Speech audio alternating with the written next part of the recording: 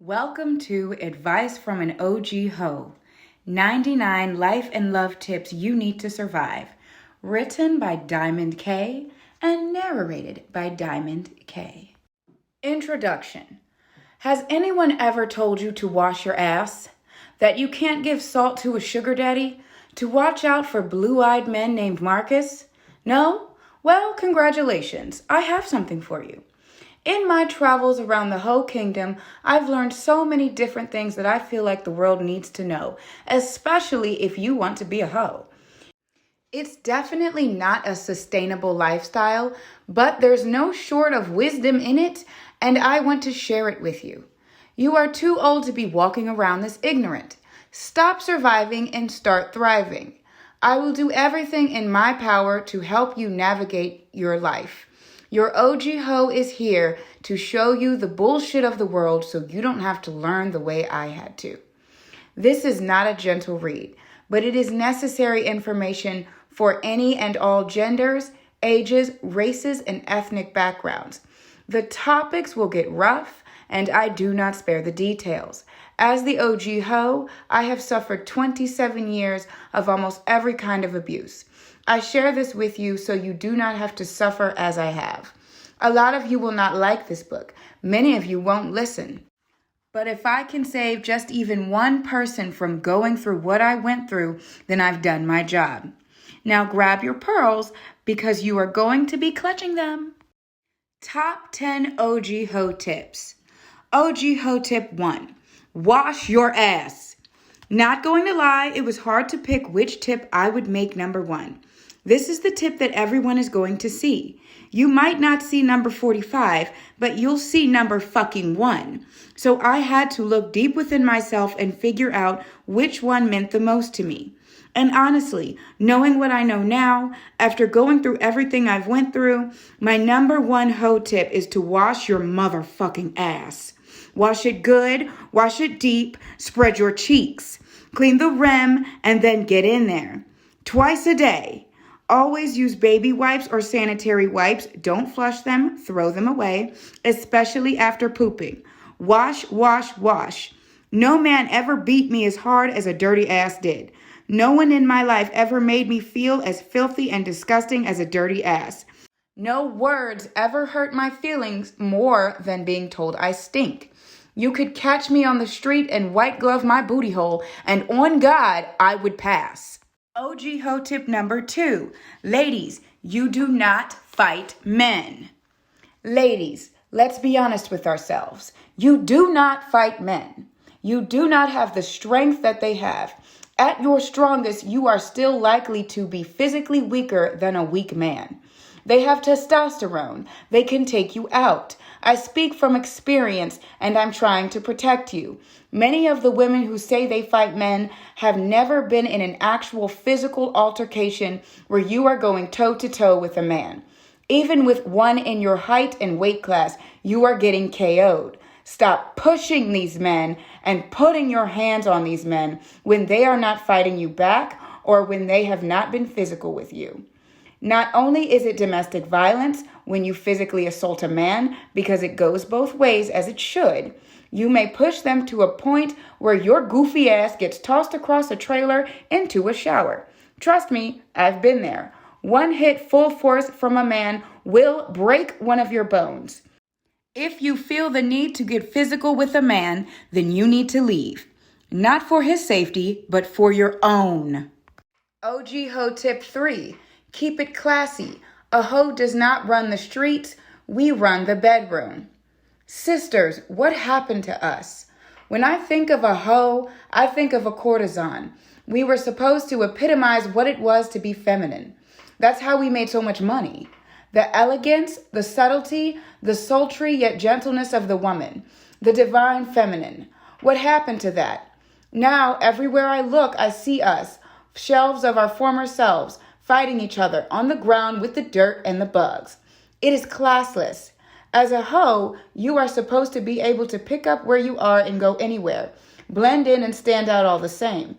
You should be able to go to a movie, a football game, and a black tie affair. Learn some tact. Use your words. A hoe is supposed to be good with her mouth. OG Hoe tip 4. You cannot give salt to a sugar daddy. I know you love to think you're smarter than these men out here. Let me be the first one to tell you that you are not. There is no human in the world that will be your sugar daddy while you withhold the sugar. And if you withhold it long enough, they will either drop you or take it by force. It's a harsh reality of the world. It doesn't make it right, but it's a truth you need to be ready for.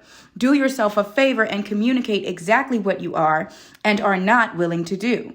Do not try to tell them in the beginning that you want to fuck them and then turn around with a psych nah after they've held up their end of the bargain. If you don't want to have sex, there's nothing wrong with that, and there's other ways to get what you want without it. But stop trying to get over on these men. They've been in the game much longer than you. OG Hoe tip 5. Make sure your sugar daddy actually has sugar. I think I ended up with an aspartame daddy. I definitely thought he was helping me out and ended up spending my own money on me. It's called hustling backwards, and sometimes I feel like I invented it. Do not give anyone your credit cards. Do not talk about the money you make. Do not let anyone into your pockets. Damn it, don't give anyone your phone if you have a wallet in it.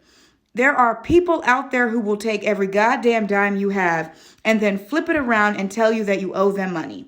Now I'm out $60,000 and I've got nothing to show for it but rape flashbacks. Not a good trade. OG Hoe tip 6. You cannot help the cards you were dealt in life, but at some point you need to suck it up and play the hand you have. I suffered through 27 years of abuse. From birth to 17 was physical, mental, and emotional. 18 to 21 was mostly mental and emotional, and a little bit of a break. Then, 21 to 27, there was physical, mental, emotional, and sexual abuse.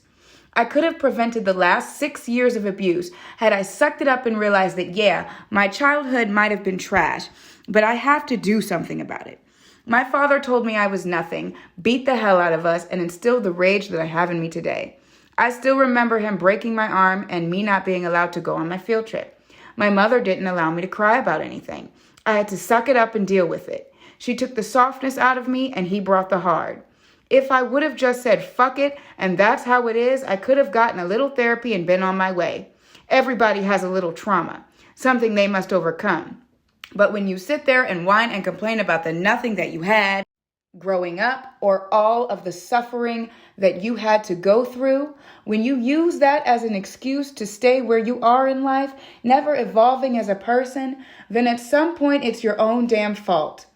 If you refuse to suck it up and realize that, yeah, shit sucks, but it doesn't anymore, and now you have to do something about it, then you will be the cause of years of pain that could have been avoided.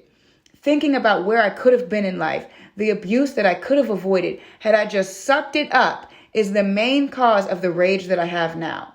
It is no longer my father's fault. Sometimes I want to go back in time and slit my own throat. Yeah, your life might have sucked, but that will be sunshine and rainbows compared to what will happen if you don't play your fucking cards. OG Hoe tip 7. Stop blaming your shitty personality on your astrological sign. You're not a bitch because you're a Virgo. You're a bitch because you've never been called out before. Or if you have, you've refused to acknowledge your bitchiness. Please take some accountability for your own emotions. Blaming everything that you do on your astrological sign just makes you a cosmic cunt. OG Hoe tip 8. Looks do matter. I wish we could all do something as a society. Can we stop trying to downplay the importance of attraction to our mates? I almost understand it. Of course you want someone who wants you for your personality, but no one will want to get to know you if you look like you were searching for your dignity in some swamp water. You don't have to be perfect to attract a mate. You can leave that to me. But you'll definitely need to put a little effort into your looks, not only to get a mate, but to keep a mate. Life happens to all of us, but there's no reason to look like it did. And it's pretty fucked up to get into a relationship and fall in love with someone to then watch them completely neglect themselves and become a shell of who they once were. I understand mental health issues. I have many of them. I gained 80 pounds due to some serious mental health issues, and the man that I liked wanted nothing to do with me. And I do not fault him for that. That amount of weight turned me into a completely different person. I no longer wanted to do our long runs together. We could not bond over our love of cooking and mine of giving him food poisoning because I just ate out every day. I didn't want to fuck and I wouldn't let him touch me. I had completely let myself go and he let me go, as he had every right to. Once again, I'm not trying to hurt your feelings, and you may be one of the lucky ones whose mate doesn't give a damn what you look like and truly just loves you for your personality. But in the real world, those are few and far between for both sexes. We love to act like attraction doesn't matter in the case of women, but I see a completely different narrative when we speak about male attractiveness. In the real world, on planet Earth, people care about what you look like. If you let yourself go, your lover will probably leave you. It's a shitty fact, but it's a fact. You will have a much harder time even being considered for love if you don't put some effort in. OG Hoe tip 9. It only takes 5 minutes to ruin the rest of your life. Minute 1. You get home from work early and see a car in your driveway that has never been there before. Minute 2. You text your boyfriend and ask him if he's home. He says no, he's still at work. Minute 3. You open your front door and walk into your house. Turn on the lights and your boyfriend is fucking someone on your couch. Minute 4. You lose control of yourself. You start to argue. You put your hands on them. You grab your knife, gun, paperweight, and you go to town on that ass. Minute 5. You kill him, or her, or both. Now you are doing 20 years or more in prison. Life ruined. Now that's a drastic example, but people really don't understand how a few minutes of thoughtlessness and lack of self-control can ruin their entire life. You get a little tipsy in a car and get paralyzed in a car accident. You get into an argument and someone pulls a gun. You're popping what you thought were Percocet and it turns out to be fentanyl. Sometimes things happen, but things are bound to get worse for you if you do not keep control of yourself. Never make a move based off emotion.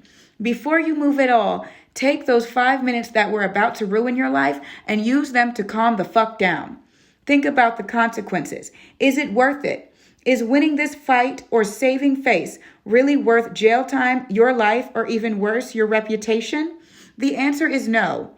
Keep calm and think clearly. Make no decisions until you can take your entire self out of the situation, and then move. OG Hoe tip 10. That accept me at my worst, then you don't deserve me at my best quote is bullshit. Really?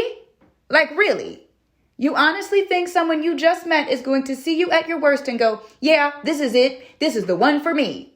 No, but many of you seem to expect this of people. This quote was meant for people who are in long-term commitments where they were both working on themselves and their relationship with each other, who just happened to fall on some bad times. It's meant to be like a for better or worse type of quote. But you simple bitches nowadays think that you can provide less than the bare minimum and still be treated like a fucking queen. Newsflash, you don't even treat yourself like a queen. Why the fuck should he?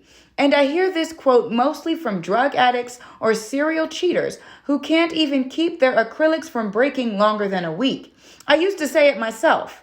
The reality is that if you keep expecting people to be with you at your worst, you will have no one around to see you at your best. Your worst is a time to work on yourself, to find God and have light shone on what it is that is making you stay at your worst. Honestly, your worst is not a time for you to be with anyone. Use the pain of loneliness and the fear of failure that you have at your worst to push you to succeed and become your best self. No one deserves to have to suffer with you while you fix yourself. That is your self. That's a you problem. Now, if people want to genuinely help, then there's nothing wrong with that. But you do not deserve anyone to stay with you while you spiral into your 400 to 600 milligram a day morphine habit and cheat on them with multiple drug dealers. Chapter 2. On Sex. OG Hoe tip 11. The best sex you will ever have is going to be from a man named Marcus. He is also the craziest man you will ever meet. Jamaican, blue eyes, beautiful smile, perfect lips, and taught me how to kiss. Everything about this man was perfect. He was kind and thoughtful and nervous in a sweet kind of way, bashful. He spoke low, never raised his voice, and made me laugh. I went over to his house, and the first thing he did was get me naked and give me a full body massage. Then he licked me from my toes to my head. I've never had anyone cherish me before. Didn't even know what that word meant, honestly. He then proceeded to put me in every position known to man, from upside down missionary to doggy with his foot on my head. Perfection in a man. And then a few months later, he shows up at my house unannounced at 9 p.m. without calling or letting me know. Scared the piss out of me. Then continued to message me in the middle of the night. It took another month for him to leave me alone. This man single-handedly stole my top number one dick spot and at the same time was my number one dangerous person. A man named Marcus will be the best dick you've ever had and the craziest person you've ever met. OG Hoe tip 12. The best way to please your partner is to ask. The second best way to please your partner is to ask a person of that sex who is attracted to the same sex, a gay man or a lesbian woman. I say this as a bisexual ex-hoe. No one has taught me to better suck a dick than a gay man. I learned about thumb pinching, swirling the tongue, the taint, what to do with the balls, how to enjoy it, everything about pleasing my man sexually from a gay man. I learned how to please my girl partly from being one myself and partly from talking to a lesbian friend of mine. No one knows better how to please someone than the member of that sex who is also attracted to the same sex. Why? Because not only are we attracted to them, but we are one of them. We have intimate knowledge of not only what our partners like, but we combine that with what we like and can drive them wild. You couldn't imagine the things I know about being with a woman, and I never imagined the things I know about being with a man. You might think you know what you're doing. You might think that the leg shake means you're doing it right, but baby, we can fake that too. You know what's almost impossible to fake? The back arch, hip thrust, leg shake, toe point combo that comes with giving a woman an orgasm, especially with the ugly ass O face. A real orgasm isn't cute all the time. Stop being so judgmental. Stop being afraid of us. We really don't bite. OG Hoe tip 13. Get tested and get checked. You're 33 years old and you've only ever had 2 gyno visits because why? Yet you're completely fine to let Brian and his brother Brandon dig their way around in there for 45 minutes every other Saturday night for a Netflix and chill. No protection, of course, because they can't feel anything. I'm not a man. I don't have a penis, so I can't speak on how it feels. But I can say that if you're comfortable letting 800 million sperm cells a month wiggle around in your uterus, then you need to get comfortable letting a doctor go up there and greet them. I completely understand being afraid. I have a phobia of doctors myself, and after having a particularly rough abortion doctor, it took me a year to go back to the doctor and get myself checked out. But I had to do it. There are some fears that you can let sit there and they will not do you much harm. But when it comes to your sexual and reproductive health, you need to fight that fear and take care of it. No one will care as much about your vagina's health as you do. They only care about what they can do with it. If you don't get checked and your uterus prolapses, do you think that Brian and Brandon will be there for you? No. They have some Friday night girls. They can move to Saturdays. You'd be lucky to get a thoughts and prayers text the next day. Men, you need to get tested too. There's this goofy ass myth where you think that you can't get anything because your penis goes inside of something and only beings that are penetrated can get an STI. It's the biggest crock pot full of shit I've ever come across. Yes, men, you can get STIs. Yes, even if you are not penetrated. Yes, even if you are not having intercourse. You need to get tested and checked. And check your prostate. I don't know much about it, but I do know that prostate cancer is in the top 5 leading cancers in the world. You need to get checked. OG Hoe tip 14. Learn to please yourself. Please learn yourself and what you like. Do not be like me. It took me 29 years to know what I did and did not like in the bedroom. I'm awkward, and though I can fuck fine, I'm extremely uncomfortable in my sensuality. Though most of that is from the trauma I've suffered, it's also because I spent too much time letting people tell me what they think I'd like versus finding out what I actually like. When I came across somebody that did something for me that I'd never had before, I became addicted to them, and I did whatever they wanted me to do. There was one man who I let dump me every year for 8 years, simply because he taught me so many new things. His dick was like gold, and I was his best gold miner. I was so insecure, and until I discovered that I could do it myself, I would let people walk all over me, under me, and run straight through me. Please do yourself a favor and take the time to learn and understand yourself. It's not a sin, it's exploration, and it's okay as long as it's safe and consensual. OG Hoe tip 15. Faking your orgasms is a great manipulation trick, but it won't get you the pleasure you desire. Sure, if you want something out of a person, you can fake an orgasm. Make them feel like they're kings and queens of the bedroom. Men can fake them too. Tell them how great they are, and they'll never notice that you think so little of them that you have manipulated every dime out of their pocket. If you're trying to get some pleasure, though, you need to open your mouth and say something. Most men want to please their women. They want to see us happy. They like the way we look when we come.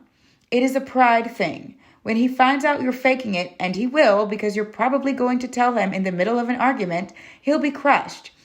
Especially if he is really trying. You don't have to tell him he's garbage, but let him know. OG Hoe tip 16. Stop fucking raw. I once knew a girl who used to fuck many men raw, a different man a night. She was the Wonder Woman of whores. One day she got tested and found out she had HSV2, herpes simplex virus 2, aka genital herpes. She is medicated and treated and meticulously manages it. That's amazing, and I'm proud of her for learning to live with it. You know what I'm not proud of? The fact that she still fucks men unprotected and does not disclose her information. Personally, if you are going to fuck someone unprotected and you know that you have a potentially transmittable STI, then you should most definitely let them know before the sex. She still fucks a different man damn near every night. She does have a significantly lower chance of spreading the virus than if she were not medicated, but this is someone that knows what they have and is spreading it around the world. Do you know that most of the people who have an STI do not know they have one? So if they are not medicated, and while they may not affect them, if they decide to fuck you raw, it could affect you negatively. You need to wear protection. We need to demand protection. If they refuse to wear protection, then do not fuck them. If they take it off, that is assault, as you did not consent to that.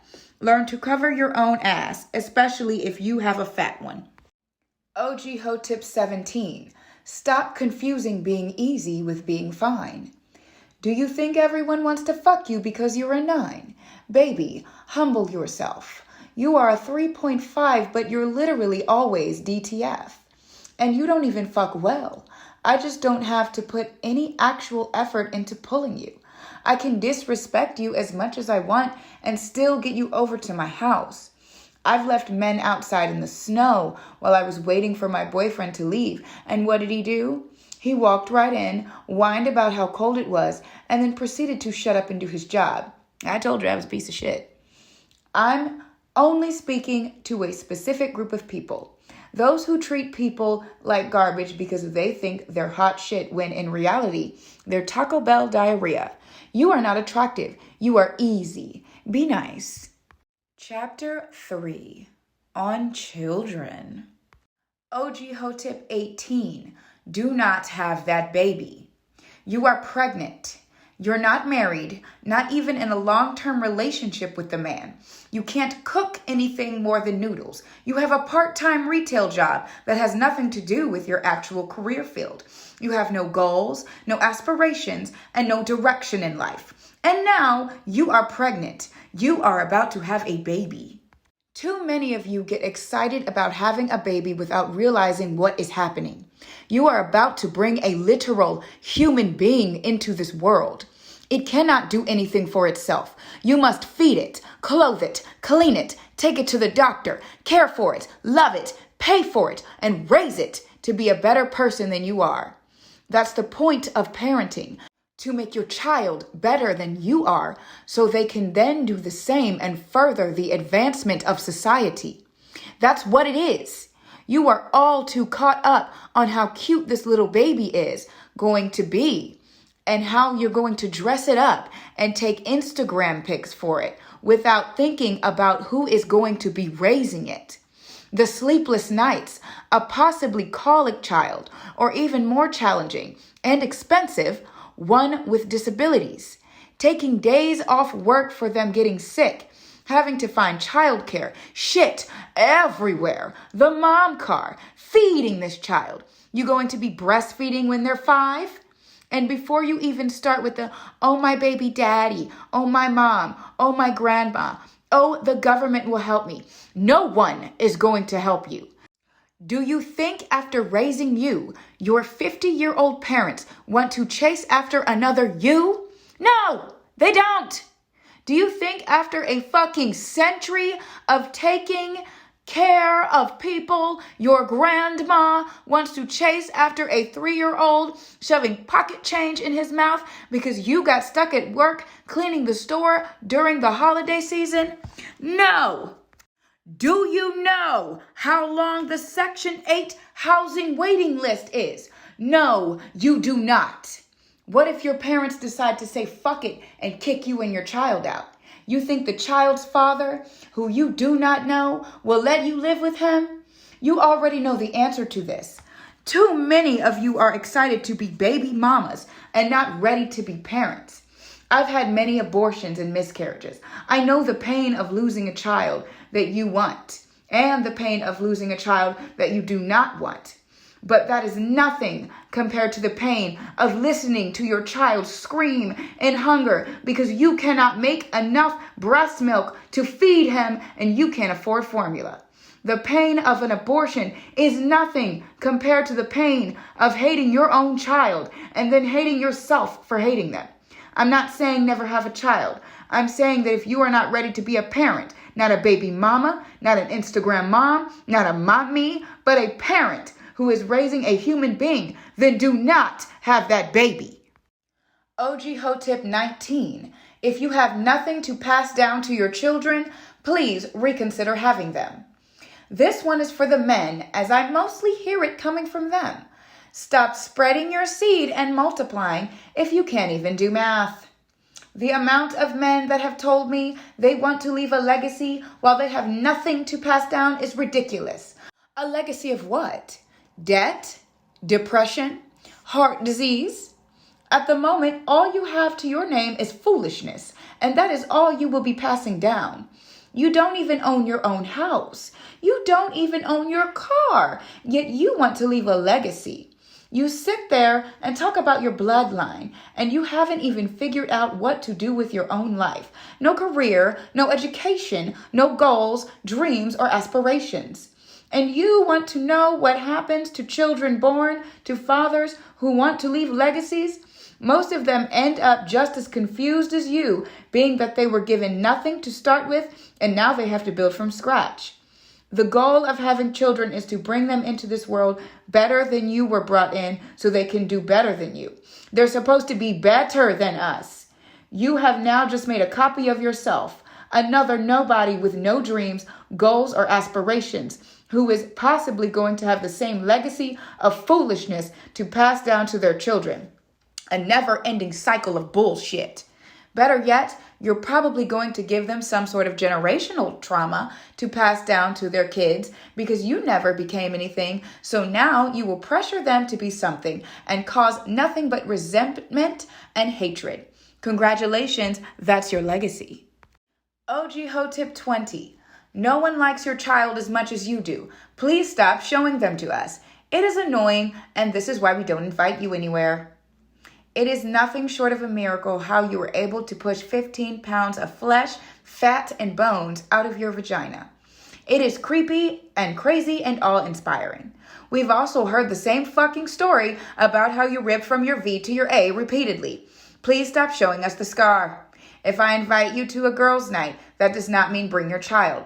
Child care and the thought of returning to your previous life are something that you should consider before you have it. No, I will not hold your child. No, I don't want to change its diaper. His drool is not cute. It's disgusting. I'm not comfortable talking about my recent fling in front of a child, even if it is new and it can't understand me. And please, for the love of God, stop showing us pictures of your baby. The ultrasound looks like a black and white stippling drawing of a potato, and the newborn pics look like a swaddled alien. If you keep doing this, I'm going to bombard you with pictures of my dog because that's my baby and she's cuter. OG Hoe tip 21. Teen pregnancy is not a good thing. You are a child having a child. You don't even know who you are as a person yet, and you want to bring another human being into this world. You're not even done being raised, and you now have to raise a child. I don't know what happened to the world, the planet, the universe, to have teen pregnancy looked at as though it is some type of good thing. Young moms do it better. Young moms don't have any education. Young moms struggle more. Young moms have never been able to explore who they are as a person, and at 40, they are now trying to find themselves. Young moms are often bitter towards their children for taking their best years away from them. Your late teens and early 20s are a time to make mistakes, build and grow as a person, to find out who you are and who you want to become, to figure out how to be a better person than your parents were, to build a legacy, to have something to pass down to your children so that they can have a chance at life. Find yourself before you find a baby. OG Hoe tip 22. You are not a baby mama. You are not a baby daddy. You are a parent. That child is a human being that will grow from baby to toddler to teen to adult. Please stop calling yourselves baby mamas and baby daddies. It is demeaning to yourself and your partner. You are raising a being, a human being. You must provide everything that your child needs. You are a parent. Running around calling yourself a baby mama is not only classless, but it does not correctly show the amount of time and effort and work that goes into raising a child. And that is why so many people have them before they are ready. You put so much of yourself into this child only to be called a baby mama? That child is done being a baby at 1. On the same note, you not only are not a baby mama / daddy, but if you are having multiple children with each other, then you now have a family. You need to start thinking in terms of husbands and wives instead of baby daddies and mamas. Respect yourselves. Chapter 4, On the Body. OG Hoe tip 23, stretch. You want to know something embarrassing? I was once on my back with my legs on his shoulders, just pounding away until he pulled them off and went to bend them backwards over my head. It hurt so bad I farted. I cried. He had to stop, and then I was stuck in that position because my muscles were so tight, they weren't used to being bent that way. We had to slowly and methodically roll me into a sitting position while my legs uncramped themselves and I cried. Stretch! Or he will find someone who can do the positions that he wants. OG Hoe tip 24. Drink filtered water. If there is one thing you need to be bougie about, it's water, especially the water that you consume. Ideally, you would have perfectly filtered water already come out of the faucet from a water treatment facility. But as we know, we do not live in an ideal world. We live in the real world. And much of our tap water is not safe for consumption. Of course, you're not going to immediately die if you drink tap water. I'm not saying that. But your quality of life will drastically improve if you not only filter your water, but then you add the proper minerals that are supposed to be in it. If you search online, you can put in your zip code and find what toxins are in your water. For example, my tap water's top toxins are nitrate, copper, chloroform, fluoride, and sulfate. These are not things that we need in our bodies. Just try something for me. Buy a water filter and use it for a month. You can get them anywhere. They have some that stick onto your faucets and filter the water that way. Some that you can just pour the tap into the bottle and it filters while you drink it. Some that go on top of the giant water coolers. I don't believe that you must drink bottled water every day, as that can be bad for the environment and yourself. But just filter your water daily for a month. And it's not just your drinking water, your coffee water, tea water, anything you rinse your fruits and vegetables with, filter it.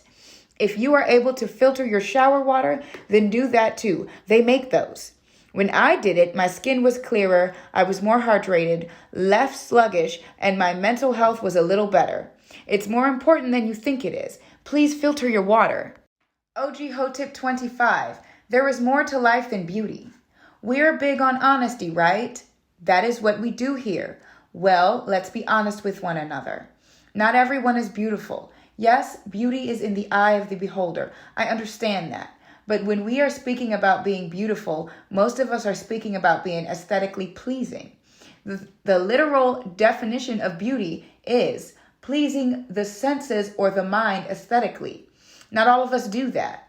Beauty is wonderful. I love to look at beautiful people just like everyone else. And if I could press a button, that would make me instantly beautiful. I wouldn't think twice.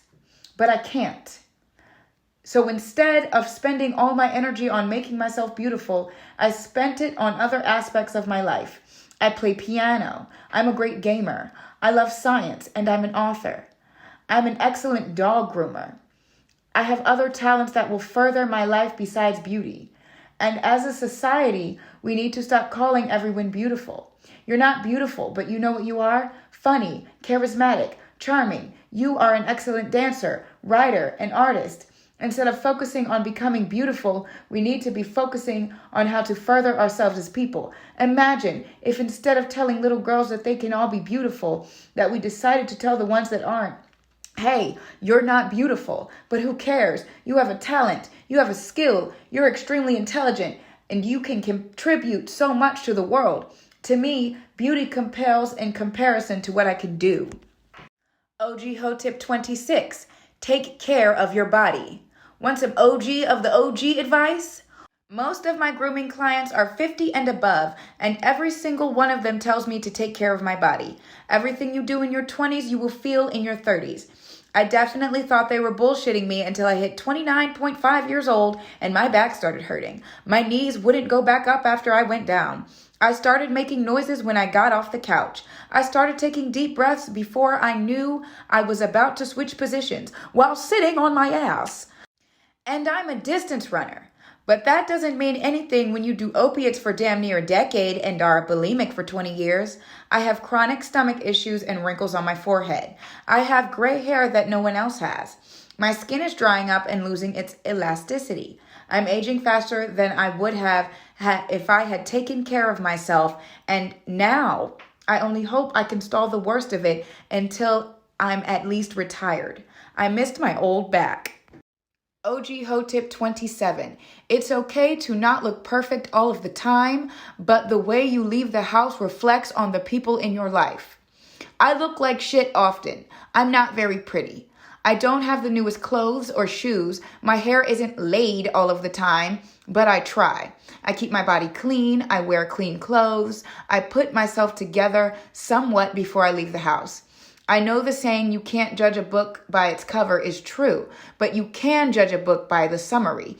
And the way you present yourself to the world is a summary of who you are. Clean yourself, clean your car, walk around with some confidence. Put away the sweatpants and leggings. Look like someone loves you. I understand having mental disorders. I understand depression. I've been diagnosed with it myself. But even if getting yourself together cannot cure you, it's a step in a healthy direction, and it will at the very least put half of a pep in your step. You matter. Show the world that you believe that. And if you don't, then fake it until you make it. Chapter 4. On Survival. OG Hoe tip 28. You never know what you'll do until it happens. Imagine someone breaks into your home. You've got a gun, you've got dogs, you've got pepper spray, a cell phone, a chainsaw, and you've planned everything out. You know exactly what you're going to do, but when you come face to face with the attacker, you freeze.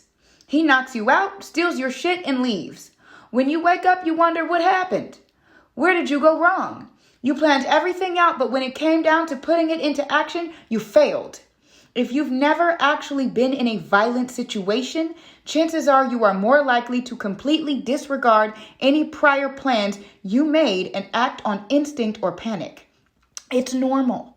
It happens often. And unless you've had actual combat training or been in very violent, stressful situations, you're going to fuck up. The problem is that none of you know this, and you like to judge those of us who have been in these situations before without knowing what it's like.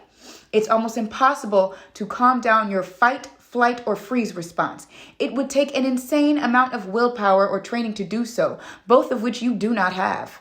My recommendation is for you to get some very real one-on-one self-defense training. But until then, shut your mouth and stop judging those of us who had to deal with these issues. OG Hoe tip 29. Just because you know someone online doesn't mean you know them in real life. This tip is for everyone, but I especially direct it towards men. There are people out there that you are matching with and speaking to every single day that are not who they say they are. I'm not talking about just catfishing. There are grown men out there posing as women who will rob and kill you when you go to meet up. There are grown women out there who will set you up to be robbed and killed or will even do it themselves. Males who are victims of violence online are more prevalent than you think. There are predators out there. Please do not allow yourself to be prey. Yes, you may be bigger and stronger than us, but even the biggest of men can't stop a bullet coming for them. Learn to discern who you are speaking to online. If you do agree to meet up, do it in a public place. If they pull a gun on you in a public place, take the bullet there and do not get into a car with them or go anywhere with them. Once they have you alone, it's a wrap. You may survive a public bullet, but you will not survive if they get you secluded. Do not eat or drink anything they hand you at the first few meetings. Do not walk away from your food or drink either. Drive yourself and arrange for them to get themselves there and back as well. No hotel meetups unless you are working with an escort through an accredited agency.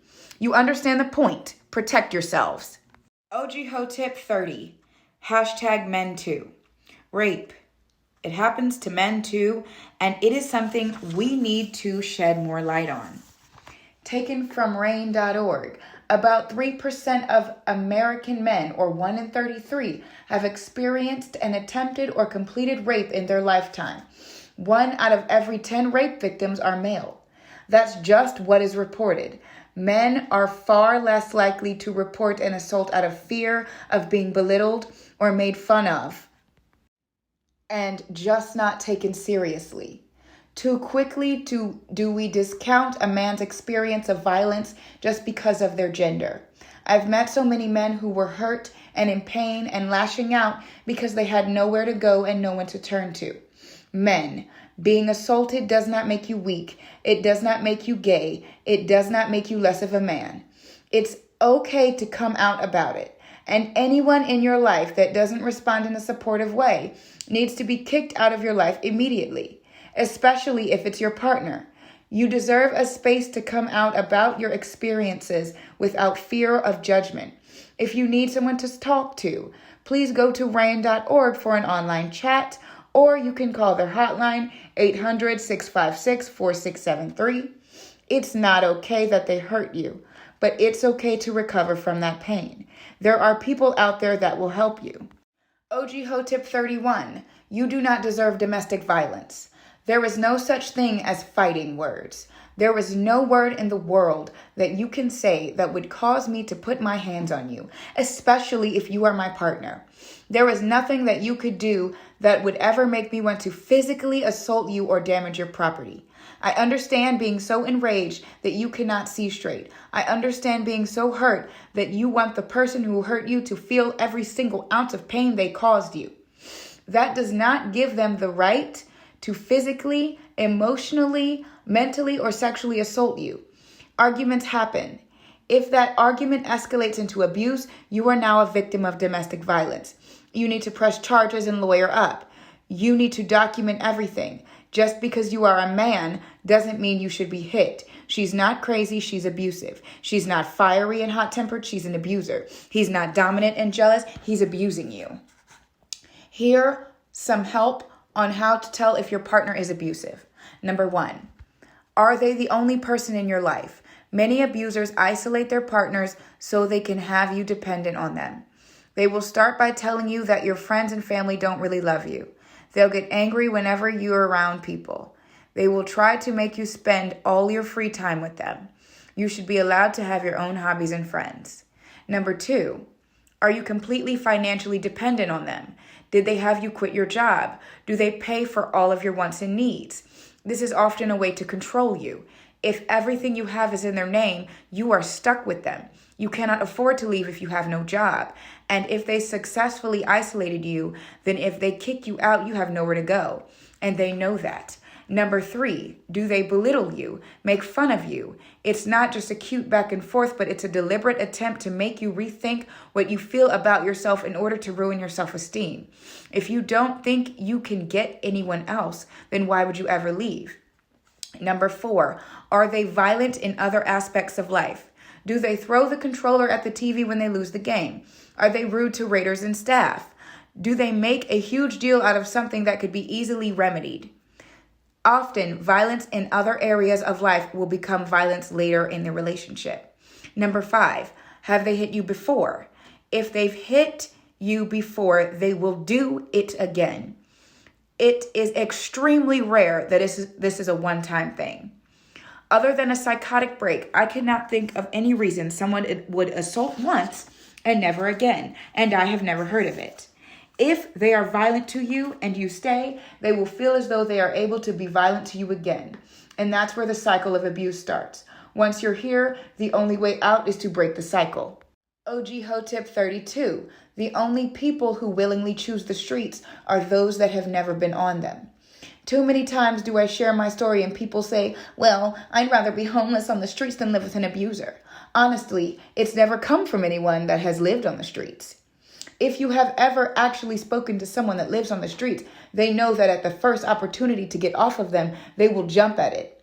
Many people are homeless due to domestic violence, and still many of them say that they would go back to their abuser for a bit if they could just get a roof over their heads. How do I know that? Because I've spoken to them. I've listened to their stories. Then I always get the, well, you could go into a shelter, also by people that have never been in one or spoken to anyone who lived in one. There is a waiting list for many shelters. Many of them are full. Then, if you do go into a shelter, you are locked in with other people, some who have mental illnesses and are also fighting to survive. There's a chance you will get robbed, raped, or attacked in the shelter. I would never say that shelters are a bad place, but there are problems that you will face with homelessness that you will not at least have to face at home. I always used to say that yes, I was being raped, but at least it was somebody I knew. I had a roof over my head and food in my belly. I was able to work and come home and shower. I'm not built for living on the streets. And most people who tell me to go to them are not built for it either. Like I always say, you have no idea what you would do if you were in a position to survive the way I had to. And I pray that you will never have to find out. Consider yourself blessed to be able to judge us from the comfort of your own home that your loving husband pays for, on a $1,000 phone that your 6-figure salary job covers, sitting in your living room watching your $500 television while you wait on your $50 Uber Eats to be delivered to your door. You have no idea. OG Hoe tip 33. There are no monsters, they are humans. I heard an amazing quote from a man on TikTok who used to work with violent offenders. He said, the only difference between them and me is that I handle my insecurities in a different way. The people who abuse you, the people who assault you, the people who hurt you are people. They are not monsters. They are not inhumane. To take away their humanity is to live ignorant. You need to understand that these are humans, and because they are humans, that means other humans can and will do the same thing they did. Even you can commit the same acts that they have. And once you understand that, then you can better discern when someone is going to do that to you again. I never want you to become bitter towards people, but you must learn that these are human beings, and there are so many more that you will come across that will attempt to do the same. Knowing they are humans will protect you from further abuse and allow you to be able to spot it. Committing crimes is not inhumane. As far as I'm concerned, humans have been committing atrocities against one another since mankind began. Allow them their humanity and be aware that there are more like them. OG Hoe tip 34. No, we didn't deserve it, but did you invite it in? This is strictly for people who are like me, hard-headed and unable to learn a lesson. If I summon a demon and a demon shows up, when I try to kick it out, what's the first thing it's going to say? Bitch, I was invited here. If you are doing the same thing over and over again that you know you are not supposed to be doing, binging drugs, for example, does it make it right that someone would assault you? No, of course not. Should you stop doing that thing anymore if the same shit keeps happening when you do it? Yes, you probably should. I do not believe in victim blaming, and the only person ever at fault is the perpetrator, but we do not live in a perfect world. There are bad people out there who do bad things, and until we successfully find a way to stop people from ever doing anything awful again, we have to take accountability for the fact that if we surround ourselves with awful people, something awful may happen. So if you're like me, and you have no reason to surround yourself with garbage, but you do it anyway, don't be surprised if you end up in a dump. OG Hoe tip 35. There are people out there that do not want peace. There are people that thrive in chaos. They don't want a peaceful life. They like all of the ups and downs of a chaotic relationship. It probably takes them back to their childhood. If you notice that your partner is always starting fights or making a huge deal out of every single stupid thing, they may not enjoy peace the same way you do. And that's a them problem. If you feel like working on that with them, then by all means, go for it. But understand that there are chaotic people out there that just like to be chaotic, and until they work on themselves, they will not change. OG Hoe tip 36. If you are dating a person significantly older than you, most of the time they are predators.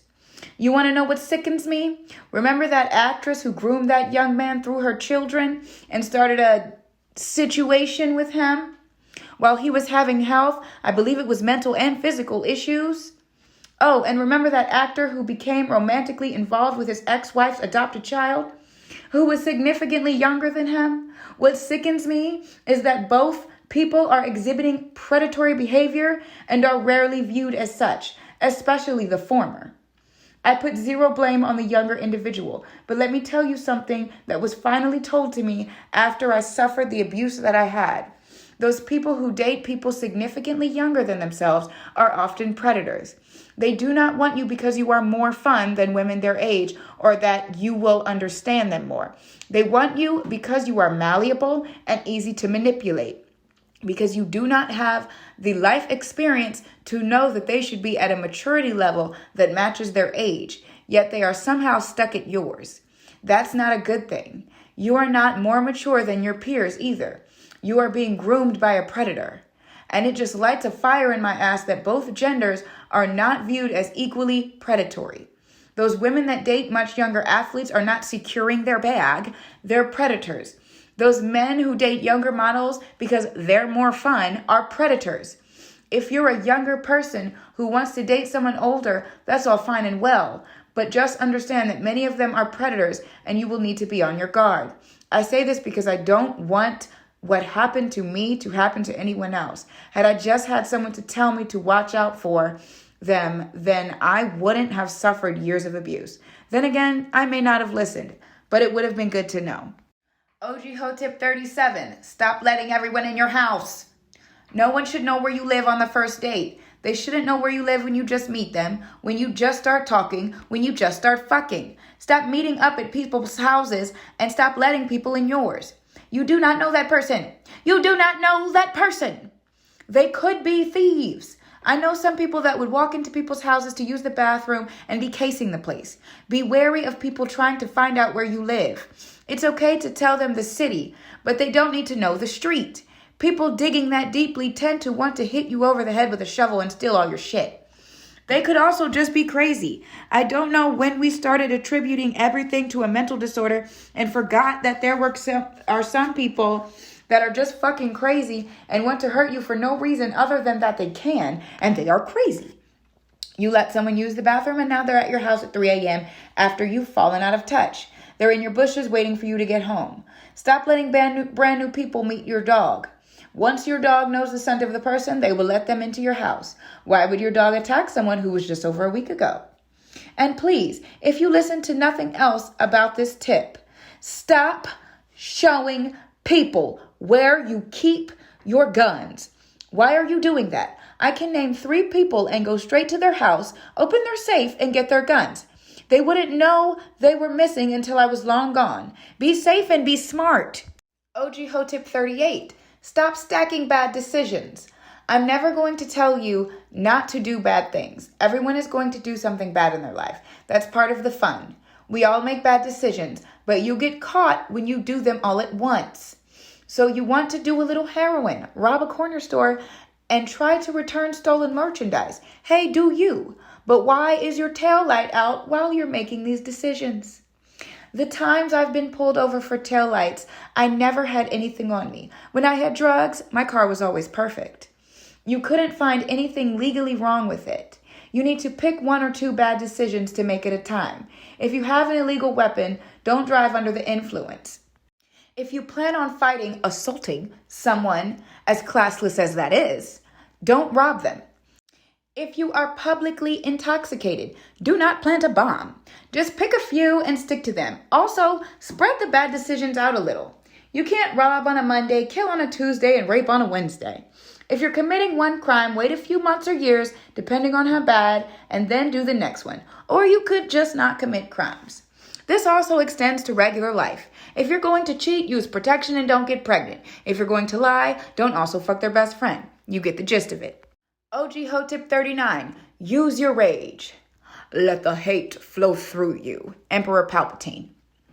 People ask me all the time how I'm able to work as hard as I can or run as hard and as far as I do. I would go for a run in the morning, then work a 12-hour shift, then go to the gym after work, all on just a few coffees. It's rage. My rage can get so bad that I'm able to push past my limits and force myself to succeed. When I was younger, my dad would wrestle with us, bully us until we cried, and lay on top of me until I begged him to get off. I hated it. I still hate everything to do with wrestling to this day. There was an instance, however, where he was telling me he wouldn't get off of me until I was able to push him off. I was about 8, he was about 30 years old, 5'11", and weighed at least 300 pounds. I swear this rage came out of nowhere, and as I was crying and begging for him to get off of me, I felt something inside literally snap, and I was able to lift him a little bit off. I've had a rage problem ever since. For a long time, I would suppress it until it would just overtake me, and I would literally lose my mind. I fought my own mother because of it. But I was able to learn some self-control and let out little bits at a time. I started to use it for running. I hate everything to do with food, and eating it before running just slowed me down. So I just started getting pissed off at random things and running off the rage. I was able to finish a half marathon with a fractured leg. It was barely a fracture, but still. And no food with pure rage. There were these stupid families on the trail, and this fucking flu-fingered human child got in my way with his filthy little stick and his happy-ass attitude. Immediately, I wanted to push him into the river.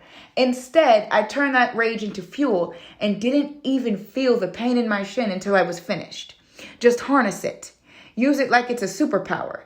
It will allow you to accomplish feats that you've never even dreamed of. I have been told that there are people who don't have rage. I don't believe that. It's in there. You just need to bring it out. Chapter 5. On Love. OG Hoe tip 40. Men are not intimidated by you. This man is 6'5", 300 pounds of pure muscle and testosterone. You are 5'1", 120 pounds of muscle and fat. Let's think logically here. What the possible fuck do you think you can do to that man? Even if you lose your mind, all he has to do is pick you up and toss you in the direction he wants you to go, which he could do one-handed. Do you honestly think that these men are afraid of you? Many of you have never been in any physical altercation, let alone been hit by a man before, and unfortunately, that means you are all too ready to step up to one or walk around like they're afraid of you. I don't know when this man afraid of his girlfriend stereotype came in, but we really need to stop mistaking him not wanting to deal with your emotional outbursts with him being intimidated by you. He just doesn't like dealing with an argument. He doesn't feel like dealing with your anger because he knows that it can go from 0 to 100 for something that he views as unimportant. It might be confusing and frustrating to him, but he's not intimidated by you. Now, if you're the type to act unhinged and use weapons or damage his property when angry, that man may be afraid of you. But that would make you emotionally and mentally abusive, and he is a victim at that point. You are a monster who should be put away and given intensive therapy. But that's not normally the case. And if it is in your case, then you really need to look into the mirror and realize that you are an abuser and you need some real help. Anyway, your 100 is nothing compared to his 100. And I'm sure there's still people reading this going, bullshit, I am intimidating to men. Okay, ask yourself something for me. Have you ever seen his 100? Have you ever seen a man snap on you? If not, shut up. If yes, what did you do? You sat there frozen and told him to calm down before you confronted the issue again, right? Because you're a woman and he shouldn't be yelling at you, right? Because he's intimidating you. He's bigger than you. He's stronger than you. And somewhere in your mind, you know that you've gone too far. And if he decides to keep going, there's nothing you can do. So once again, men are not intimidated by you. OG Hoe tip 41, stop shitting on men. I'm not speaking literally here, unless that's your thing, and dear Lord, please just be safe. But can we, as an entire society, stop putting men down? As women, we've had to suffer through years of us being belittled in many aspects of our lives, just because we are women. Now, why on God's green earth do you think that it is okay to do the same thing to our men? Do you remember how it feels to ask a question and be laughed at because you're a dumb girl? To try to understand something but have no one to explain it to you because you all just won't understand it? Worse yet, you sit there and you talk about how much you hate men and everything that they do right in front of your boyfriends, husbands, and sons. All that does is send a message of bitterness and hatred. Shit, I wouldn't want to do a damn thing for you either if you sat there and talked about how garbage I was. Maybe the reason you keep picking shitty people is because you're acting like a damn toilet and you're causing the shit to come out in the people you come across. Men are our equals, our other halves.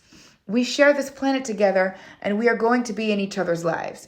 You cannot live your entire life without ever coming across a man. This is their home. They are from Earth just like us and they are here to stay. Let's learn each other's language. Let's learn to deal with each other and learn to love each other. If you would actually sit down and have a long conversation with some men, you would realize that though we have our differences, we are similar in the fact that we are all human and want to be understood and loved. Love your men, cherish your man, buy him gifts and treat him right. You don't want a world without him. OG Hoe tip 42. The beauty of love is in not knowing how it's going to turn out. If anyone understands how hard it is to trust another person after decades of trauma, it's me. 27 years of abuse, 27 years of pain, 27 years of rage. Unfortunately, we must learn to get over it. It's a tough truth. Do not allow the pain you have suffered in this life to make you bitter towards it. Just because 10 people have punched you in the face doesn't mean the 11th will. I'm not saying it's going to be easy, and I'm definitely not saying that you should jump in head first like nothing ever happened. What you should do is go in with an open mind and an open heart, but pay attention to that gut feeling when something feels off. Trauma gives you a sixth sense. I call it a bullshit detector. I can physically feel when a situation is just off. Use that sixth sense to your advantage, and whenever you feel that something is bad going on, leave. Don't allow yourself to become bitter. You will end up old and alone with no one and nothing. Suffering and the ability to overcome it and not let it ruin you is one of the most beautiful things about life and love. When you finally step into the life and love that you are meant to have, all of the suffering will have been worth it. OG Hoe tip 43. A relationship should be 50-50. All relationships should be 50-50. That doesn't necessarily mean monetary. Whatever bill split works for you, works for you. But when we talk about 50-50, we should be talking about splitting the relationship as a whole. Half of the work in a relationship comes from you, and the other half comes from your partner. Do you want someone to provide everything? Cool. You take care of the home. You want love? You need to give affection. Do you want head? You give foot rubs. You work and then come home and cook? Awesome. He works and then comes home and cleans. It's not a give so you can take or a reciprocating because you feel it's fair.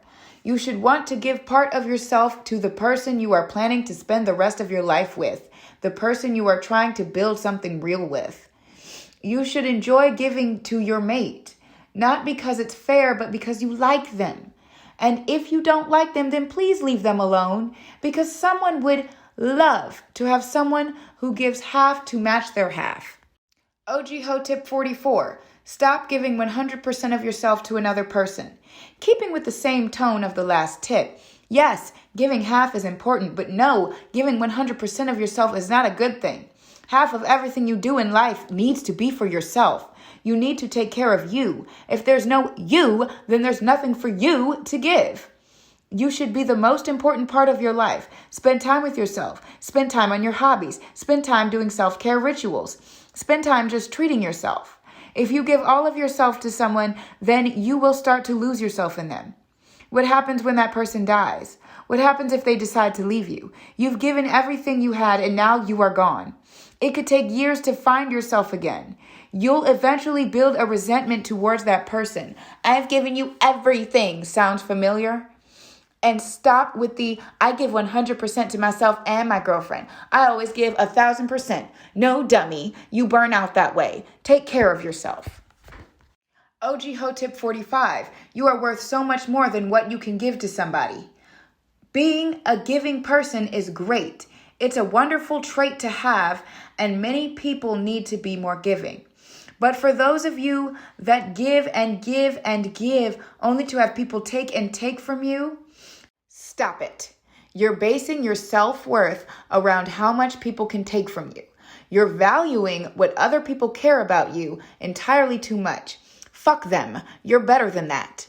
There are leeches in this world that will take every drop of spirit you have to give them and suck you dry, then drop you and move on to the next fool when you can't give anymore. Make sure that you are giving to people who deserve your gifts, and more importantly, make sure you understand that what you give to yourself matters much more than what you can give to others. You matter. OG Hoe tip 46. It's a one-sided relationship. You know it, I know it, your dog knows it. You know it. You already know it, and you don't need me to tell you this. You're doing everything and he's giving you nothing in return, not even a thank you. You've paid every single bill and satisfied her in every single way and can't even get a glance in your direction when you walk through the door. It's one-sided. They want you for what you can do for them. They don't want to do anything for you because they don't really care if you leave as long as someone is filling the role. Like your position at work. If you died, they'd have someone else to replace you before you hit the fucking floor. Do yourself a favor. Leave and go find yourself somebody who does want you. OG Hoe tip 47. People look at other people. Stop being so damn insecure. You're walking with your man and a fine-ass 10-10 walks past you.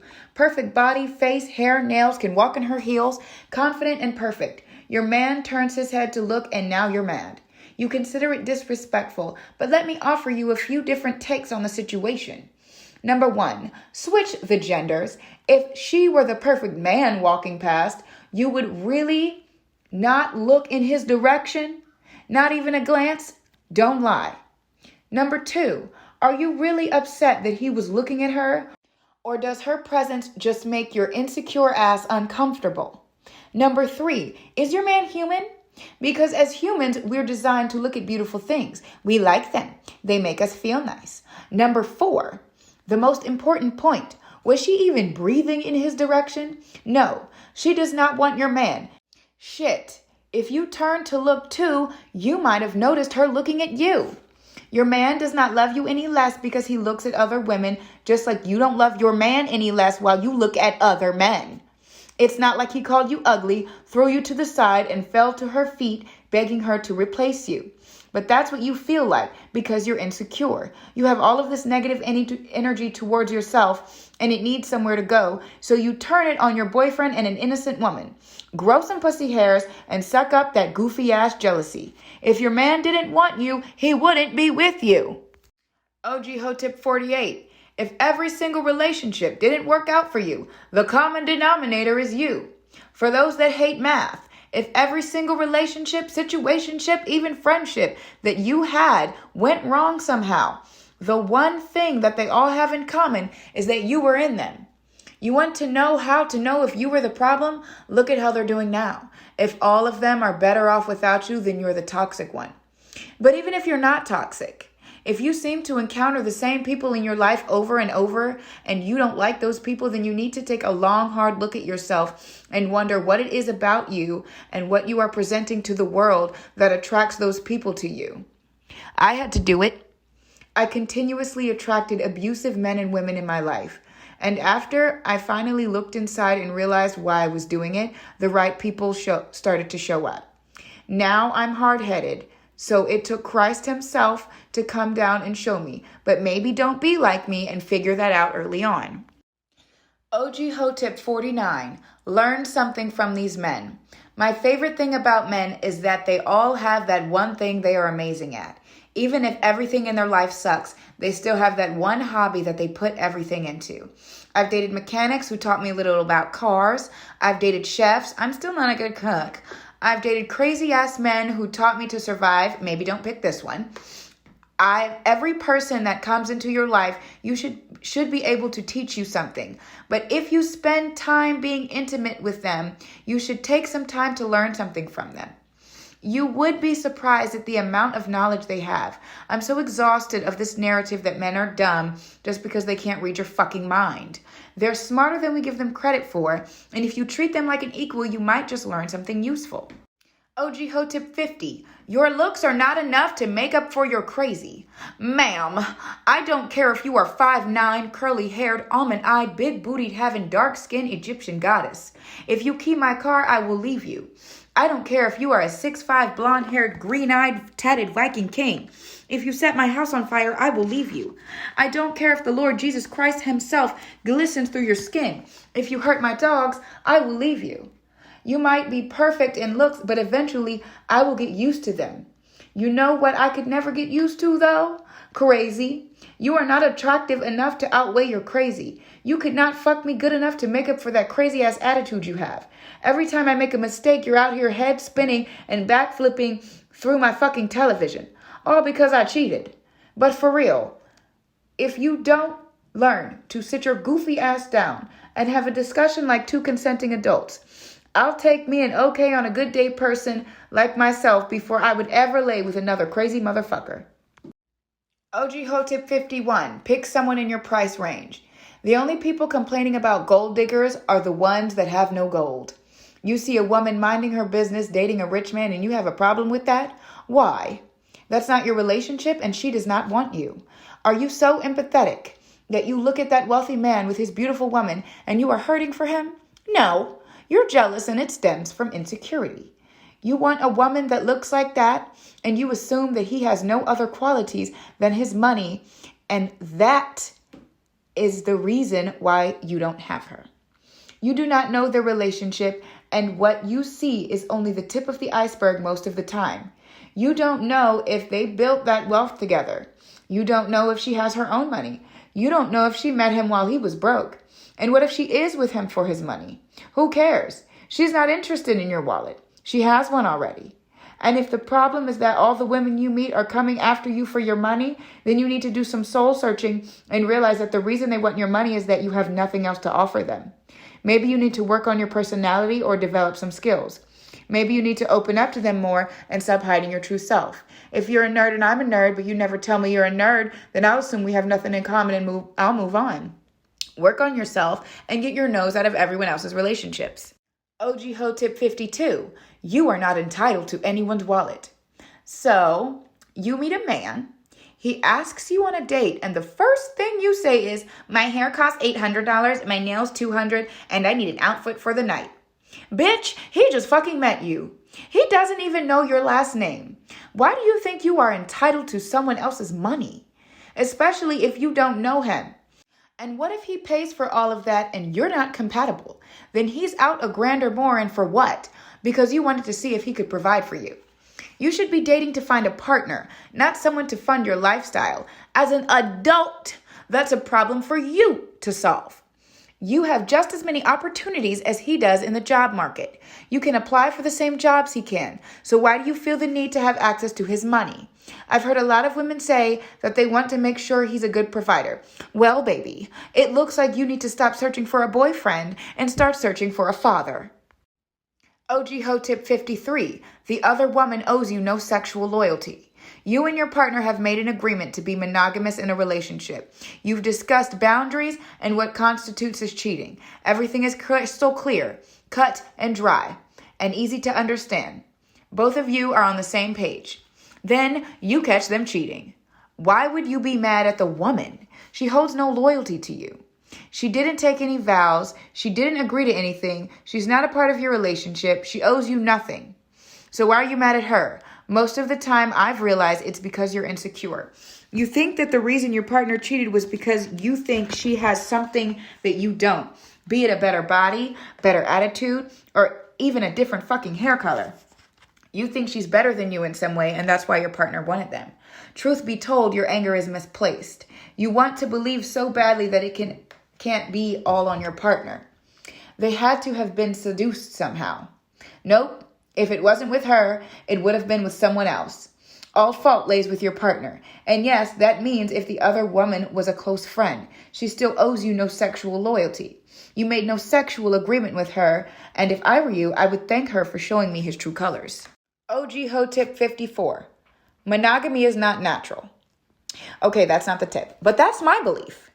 And you need to know that there are people out there who share that belief. Everyone you meet does not think like you. It's hindering your growth and putting you in danger.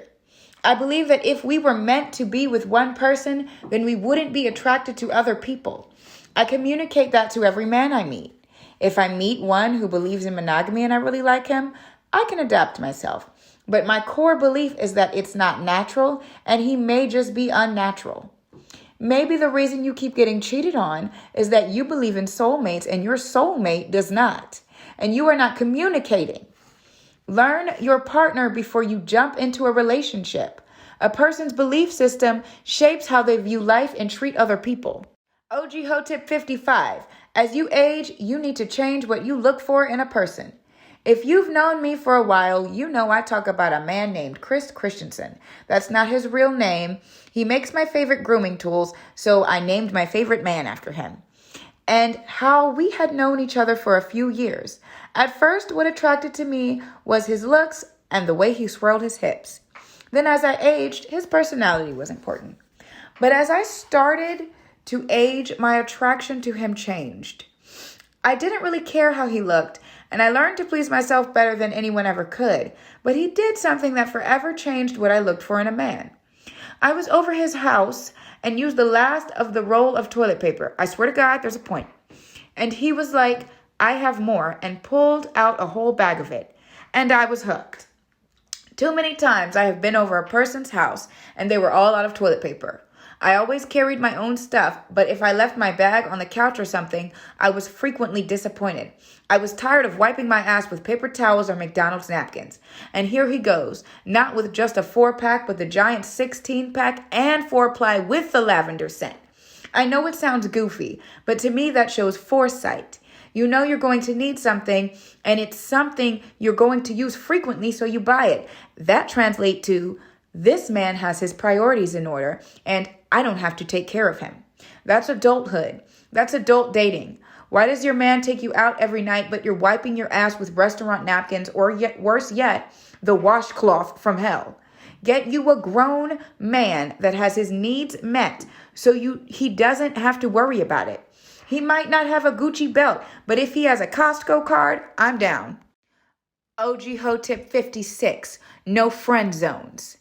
There's this idea of relationships where you become friends and then best friends, which eventually leads to a romantic relationship. That's a fucking movie trope. It was created for entertainment purposes and to make money. Your love life is not a movie. If you want someone romantically or sexually, then you need to go nut up and say something from the beginning. Do not go into a friendship thinking it's going to turn into a relationship.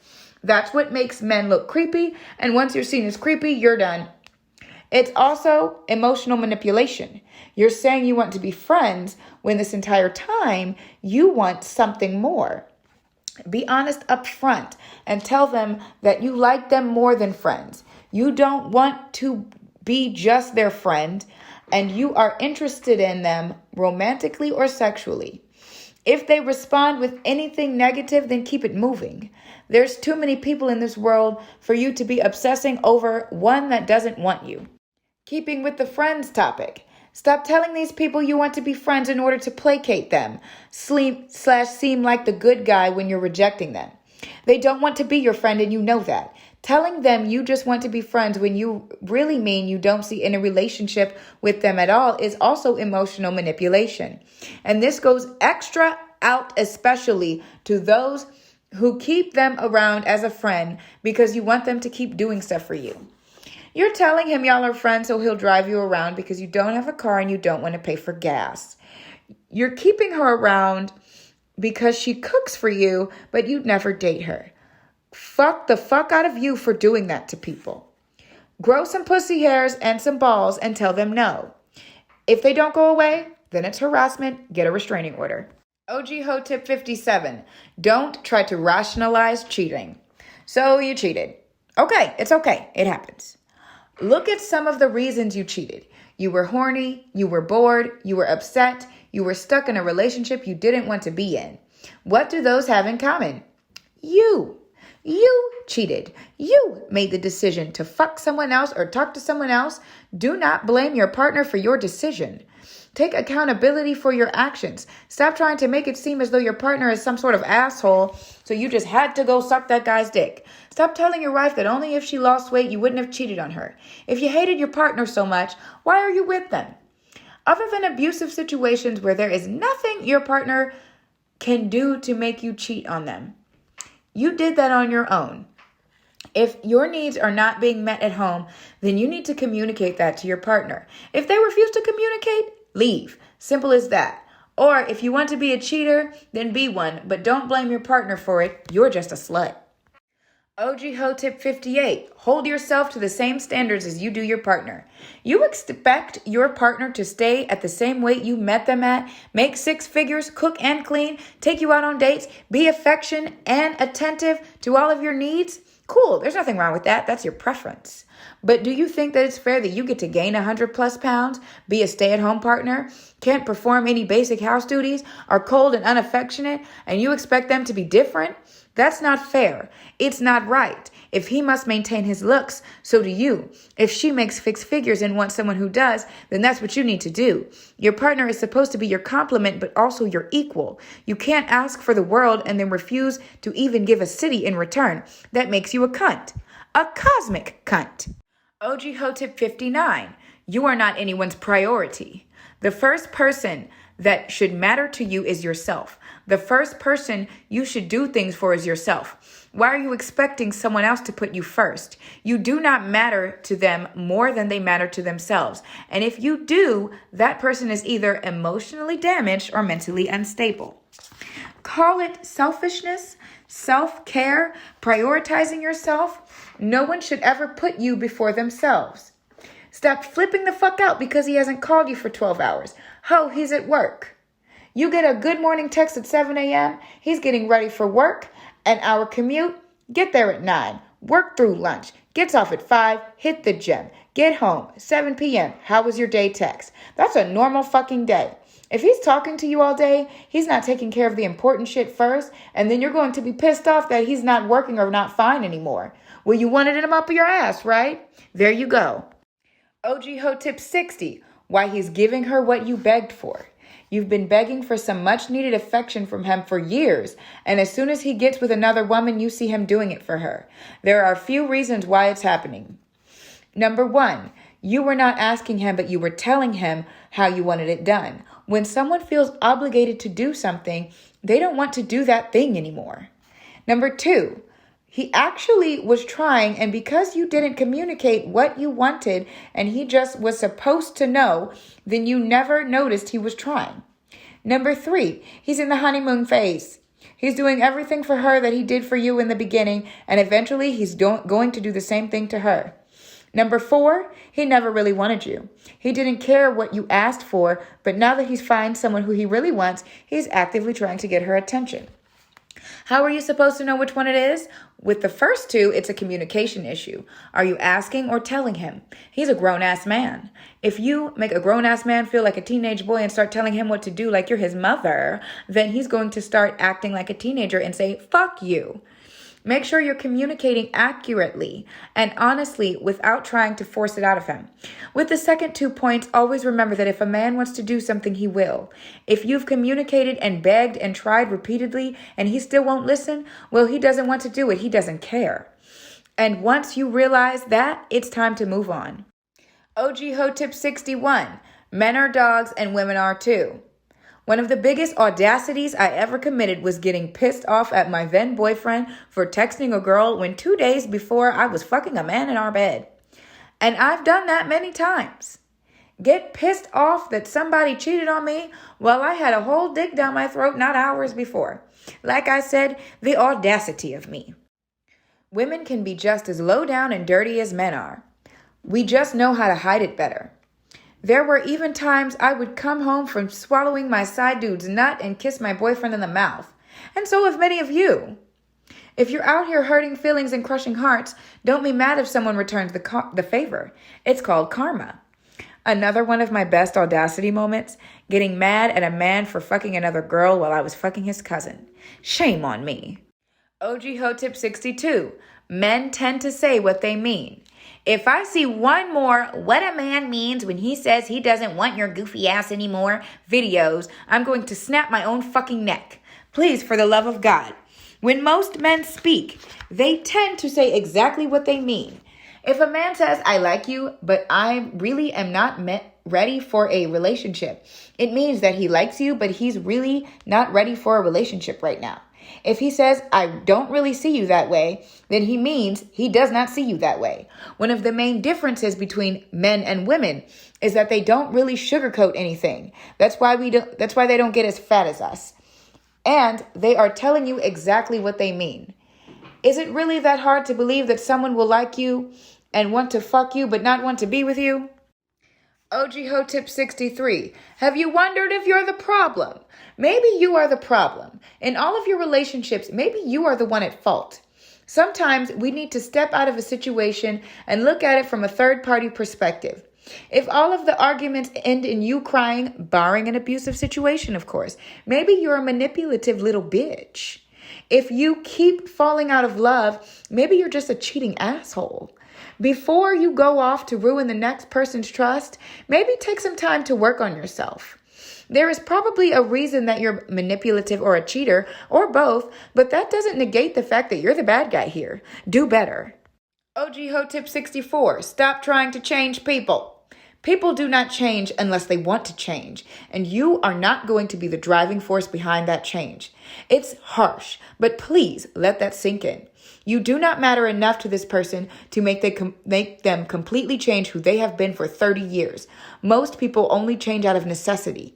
They lose their jobs. Their stability is removed. Their life starts to go to shit. And even then, it is still rare for people to do a complete 180.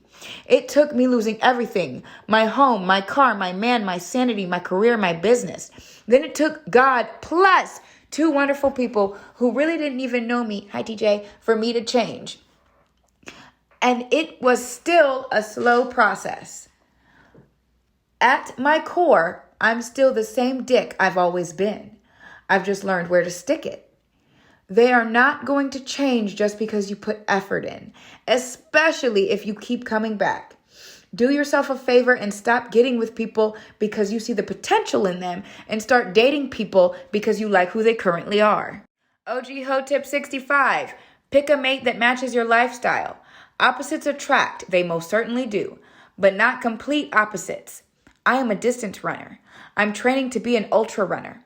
I want to go on running dates with people. I eat healthy, I fast, and I'm working very hard on my body. I have no problem dating someone who is not into running, but if you know all of that about me and you profusely hate running, why would you want to change me to fit your lifestyle when you could just go after someone that shares a similar lifestyle to yours? If you're interested in running or you don't care and we have a few other common interests, sure thing, we can go out. But if we are complete opposites and you are not open to change at all, if you despise the things I like to do or the beings that I hang around, dogs, then why even attempt to woo me? There are people a little more suited to you that will work much better for you. You can probably tell that I am looking at this from a fitness perspective. You want someone because of their banging body, but when they are busy putting effort into that body, you get upset because their time is not spent with you. And we offer you to come with us, but you don't want to. So what was the point of dating us then? Make sure you have a few things in common with those that you want to get to know. And if you realize that it's not a good fit, leave. OG Hoe tip 66. Marriage is a business. Marriage is a beautiful thing. It's the combining of spirits, love, and families all under God. The areas where you lack are matched with abundance in your significant other and them to you. When you are sick, they are there. When they fall, you pick them up. It's a union of two or more lives to create a new life together. It's also a business. You are sharing money, resources, filing taxes together, having or raising children together or dogs, and building that new life with your significant other. As much as I speak on making sure you take care of yourself, when you are married, it becomes 50-50, and a portion of what you put into yourself and your life must go into your marriage and that new life. Now that I've said that, look at your partner or who you want to be your partner. Before you get married, ask yourself a few questions. Number 1, are they financially responsible? Number 2, are they self-sufficient? Number 3, can they clean themselves and the area they reside in properly? Number 4, would you consider going into business with them? Number 5, would you trust them with planning a vacation out of the country? Number 6, would you trust them to bring you gas on the side of the highway? Number 7, if you fell on hard times, would they be there to help you pick up the pieces? Number 8, if they have children, do you like the other parent? Number 9, if you want children, do you trust them to raise a child alone in the event you die? Number 10, have you lived with them? If the answer to any of these questions is no, do not marry them. If the answer is maybe, get to know them a little more before you ask. There's no shame in waiting. I'll wait 15 years to marry someone if I feel as though I'm going to marry them. Marriage is supposed to be forever, so what's a few years wait? If you don't want to build a brand with this person, why would you want to spend the rest of your life with them? Divorce can be messy. It often brings out the worst in people. Yes, people can change, and you may still divorce after marrying them, but why would you go into it already having doubts? Chapter 7, on life. OG Hoe tip 67, switch the genders. If it's not okay to do to one gender, then it's not okay to do to the other one. This is another epidemic of bullshit. If it's not okay to assault a woman as a man, and it's not, then why are we assaulting men? There are videos of men walking around in public getting grabbed on their butts, on their privates, being touched by someone, and they are clearly uncomfortable. That is sexual assault. You are flirting with your male coworker while he is visibly uncomfortable is sexual harassment. You think that's okay because you were taught that as a man, he likes the attention, or if he didn't want it, he'd just stop you. You see how this sounds, right? Now flip the genders. If it was a man doing something like this to a woman, that man would be finished, and rightfully so. So why are we not doing something about it? Any unwanted touching from either sex is inappropriate at best and assault at its worst. In the same vein, putting your hands on a man in an aggressive manner is not only stupid, but is also assault. I've seen so many women putting their hands on men, hitting them, fighting them, damaging their property. But they're just supposed to stand there and take it because they're men? In what world? Honestly, I want to know in what world you live in where that is okay. Switch those genders and he'd be in jail. Again, rightfully so. So why are we not putting her behind bars as well? Men, if you find yourself in this situation, as tough as it is, you're going to need to document everything. Record every conversation. Screenshot all text messages and emails. Record all events when you meet in person. Document everything and keep a detailed log. Put the date, the time, where you were, and what happened. Go to the police and file a restraining order. If they won't help you, document that, lawyer up, and then sue her for your damaged property and slander. Then sue the police for not helping you. I'm dead serious. Too many people are getting away with this and leaving people broken and damaged, left to pick up the pieces of their lives and themselves all alone. OG Hoe tip 68. All hoes find Jesus. It's part of the hoe path. Just like a Jedi, from Padawan to Master, the path from young hoe to OG Hoe is a long and arduous one. We must suffer long and hard if we want to survive this journey. Many days I'd be stuck with my legs over my head, wondering if I'd ever get feeling in them again, let alone survive to the end of this shit. Somewhere along that line, I found Jesus. He saved me with a bitch don't do this shit again, and I came out on the other side.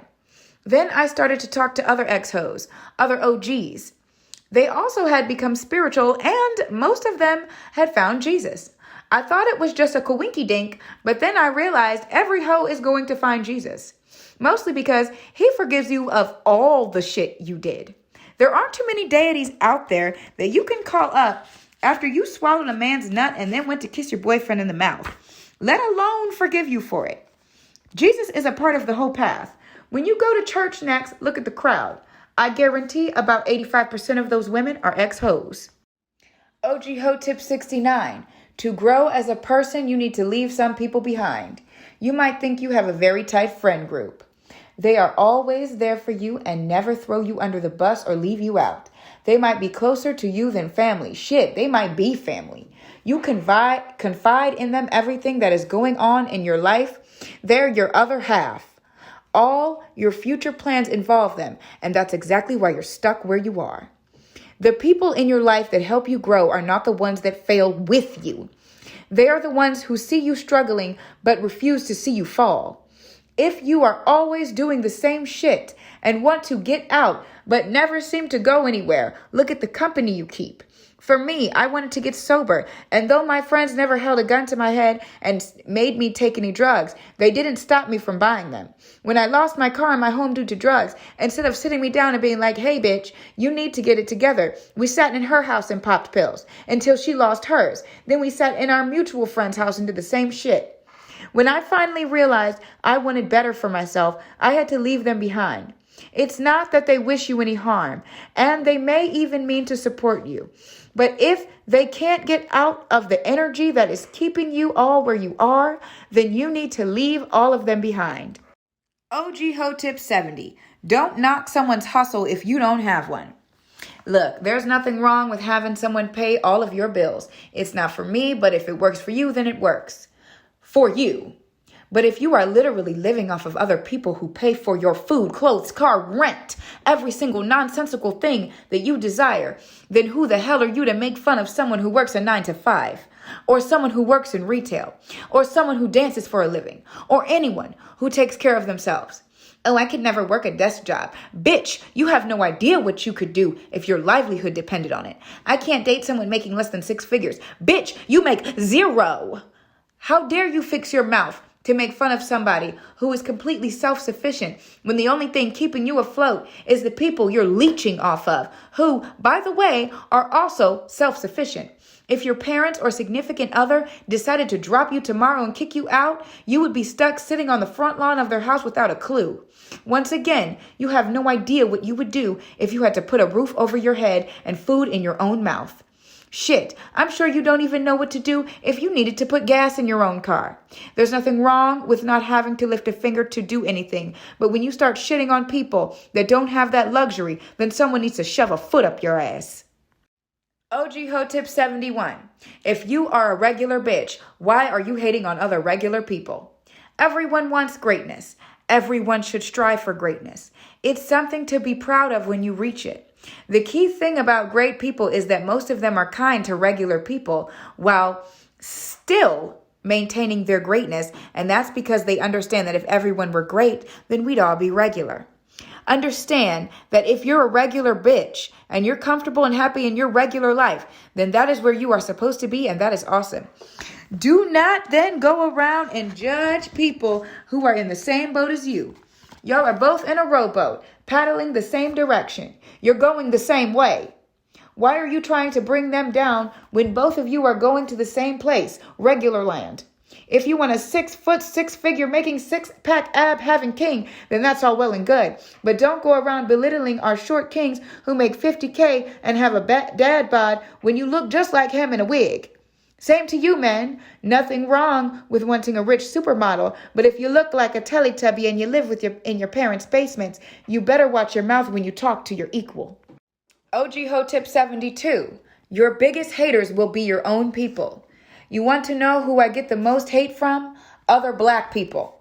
Obviously not all of them, but they judge me the harshest. They give me the meanest critique. They talk about my hair, skin, nails, teeth. The women often speak negatively about the decisions I've made with my abortions and my sexual habits. My own people. I don't know why. It's been that way ever since I can remember. But I do notice that it's not only me. Many celebrities get tons of hate from their own people. Many of them talk about how their families and friends tell them how they were never going to make it. How their parents were the first ones to tell them to give up or that they were never going to be anything. Just know that most of the hate is going to come from your own circle. So what do? Well, first, find out exactly who it is if it's coming from within your immediate circle. Do not tell them anything you are working on. Keep all the good news to yourself until it happens. When they ask why you didn't tell them, be honest and call them out. Tell them it's because of their bad energy and you didn't want them bringing you down. For those haters that are just a member of the group you identify as, race, gender, ethnicity, use their hatred as fuel. They are giving you energy. So remember that when it gets hard or when you feel as though you can't do it, tap into that energy and use it to propel yourself even further. OG Hoe tip 73. Those that need love the most are the ones that don't deserve it. You think that means your boyfriend that cheated on you or your parents that called you fat as a kid. And while that's true, that's not quite what I'm talking about. I mean the people who have the most hate in their hearts are the ones that need the most love. I'm talking about the incels, the racists, the rapists, the murderers, those that are truly hateful. And do you know why? Because the only way to successfully fight hate is to love them. You don't have to love them up close. You don't have to make love to them. You don't even have to speak to them. But you need to understand that these people do not hate the way they do because they are perfectly happy doing so. Hate like this stems from pain. The incels say they hate women, yet if you actually go to their forums, it is full of misguided young men, children even, who are so hurt and alone that all they know how to do is hate. Go and read some of what they have to say. Stop fighting and just listen to it. It's heartbreaking to hear someone have so much hate for themselves that they have nowhere to put the rest of it, and it just filters out into the world. Even my rapists and abusers need love. When I actually listened to their stories and understood that the reason he abused me was because he saw his mother get abused when he was a child, I still remember the way he broke down at her grave and wished it was him instead. I had to forgive him. Should he have been beating me up? No. But that was his first love language, and that's all he knew. And yes, I'm the first one to say that the cards you were dealt in life don't matter after a certain amount of time. You need to learn to play them. You can't blame your childhood. But the only way to heal from that kind of pain is to receive some form of love. And there are different ways for them to receive that love. Would I live with my rapist again? No. But would I point him in the direction of some great behavioral therapists and then cut off contact? Yes. That's how you love them. Tell them to get some help. Point them in the direction if you can. Cut yourself out of the cycle of abuse. Tell them the truth, but don't do it with hate. Do it with love in your heart. OG Hoe tip 74. It doesn't matter what your feelings are on the subject. Facts are facts. A fact doesn't change until it is proven not to be a fact anymore. And the only way to do that is to use the scientific method. Observe, research, hypothesis, test with experiment, analyze data, and report conclusions. If you're not doing all of that and you're going off of your feelings being hurt about something, then baby, whatever you're mad at is still a fact. For example, if I say the sky is blue and you bring me tons of evidence as to why the sky is not blue but a reflection of the ocean, okay, cool, you have changed the fact I knew to be a new one. But if you come to me crying about how the sky can't be blue because your favorite color is purple, well, baby, you can go ahead and shake, vomit, scream in the corner until you pass out, but the sky is still blue. Are we understanding? Let's look at another one. If he's telling you that something you're doing is upsetting him, it doesn't matter if you throw a Mauna Loa-sized tantrum about how you feel about him being upset and how you think he should feel. The fact is you fucked up and it upset him. Just take that fact and apologize. OG Hoe tip 75. If you have to say you're an alpha, you're not one. Alpha energy is not something that needs to be announced. I had someone describe it to me as a silent scream. I thought that was kind of goofy, but it's definitely something that you feel more than you hear. You can jump up and down and say you're an alpha all day, but when a true alpha comes around, suddenly you go quiet. Most of the men in charge are not seen and not heard. You just hear their name or you hear what they're doing. You might even catch a glimpse of them leaving the room and you can just feel it. You'll know when you're an alpha because it's not something you want to do, but it's something you must do. And many alphas don't know that they're an alpha until someone else points it out and they don't care. You call him an alpha and you'll get a little smirk and a, I guess, and that's how you know. OG Hoe tip 76. Most of you don't even know what an alpha is. And if you did, you wouldn't want to be one. All of you are wrong. You are mixing up an alpha with a lone wolf. An alpha is not just someone who can survive on their own. An alpha isn't someone who doesn't mesh well with others or makes their own path. That is called a lone wolf. And while there's nothing wrong with that, that is not a damn alpha. If you are an alpha, you understand that every single motherfucking thing is on you. Not only in your life, but in damn near every single person that you come across except for other alphas. An alpha doesn't move alone. They are part of a pack.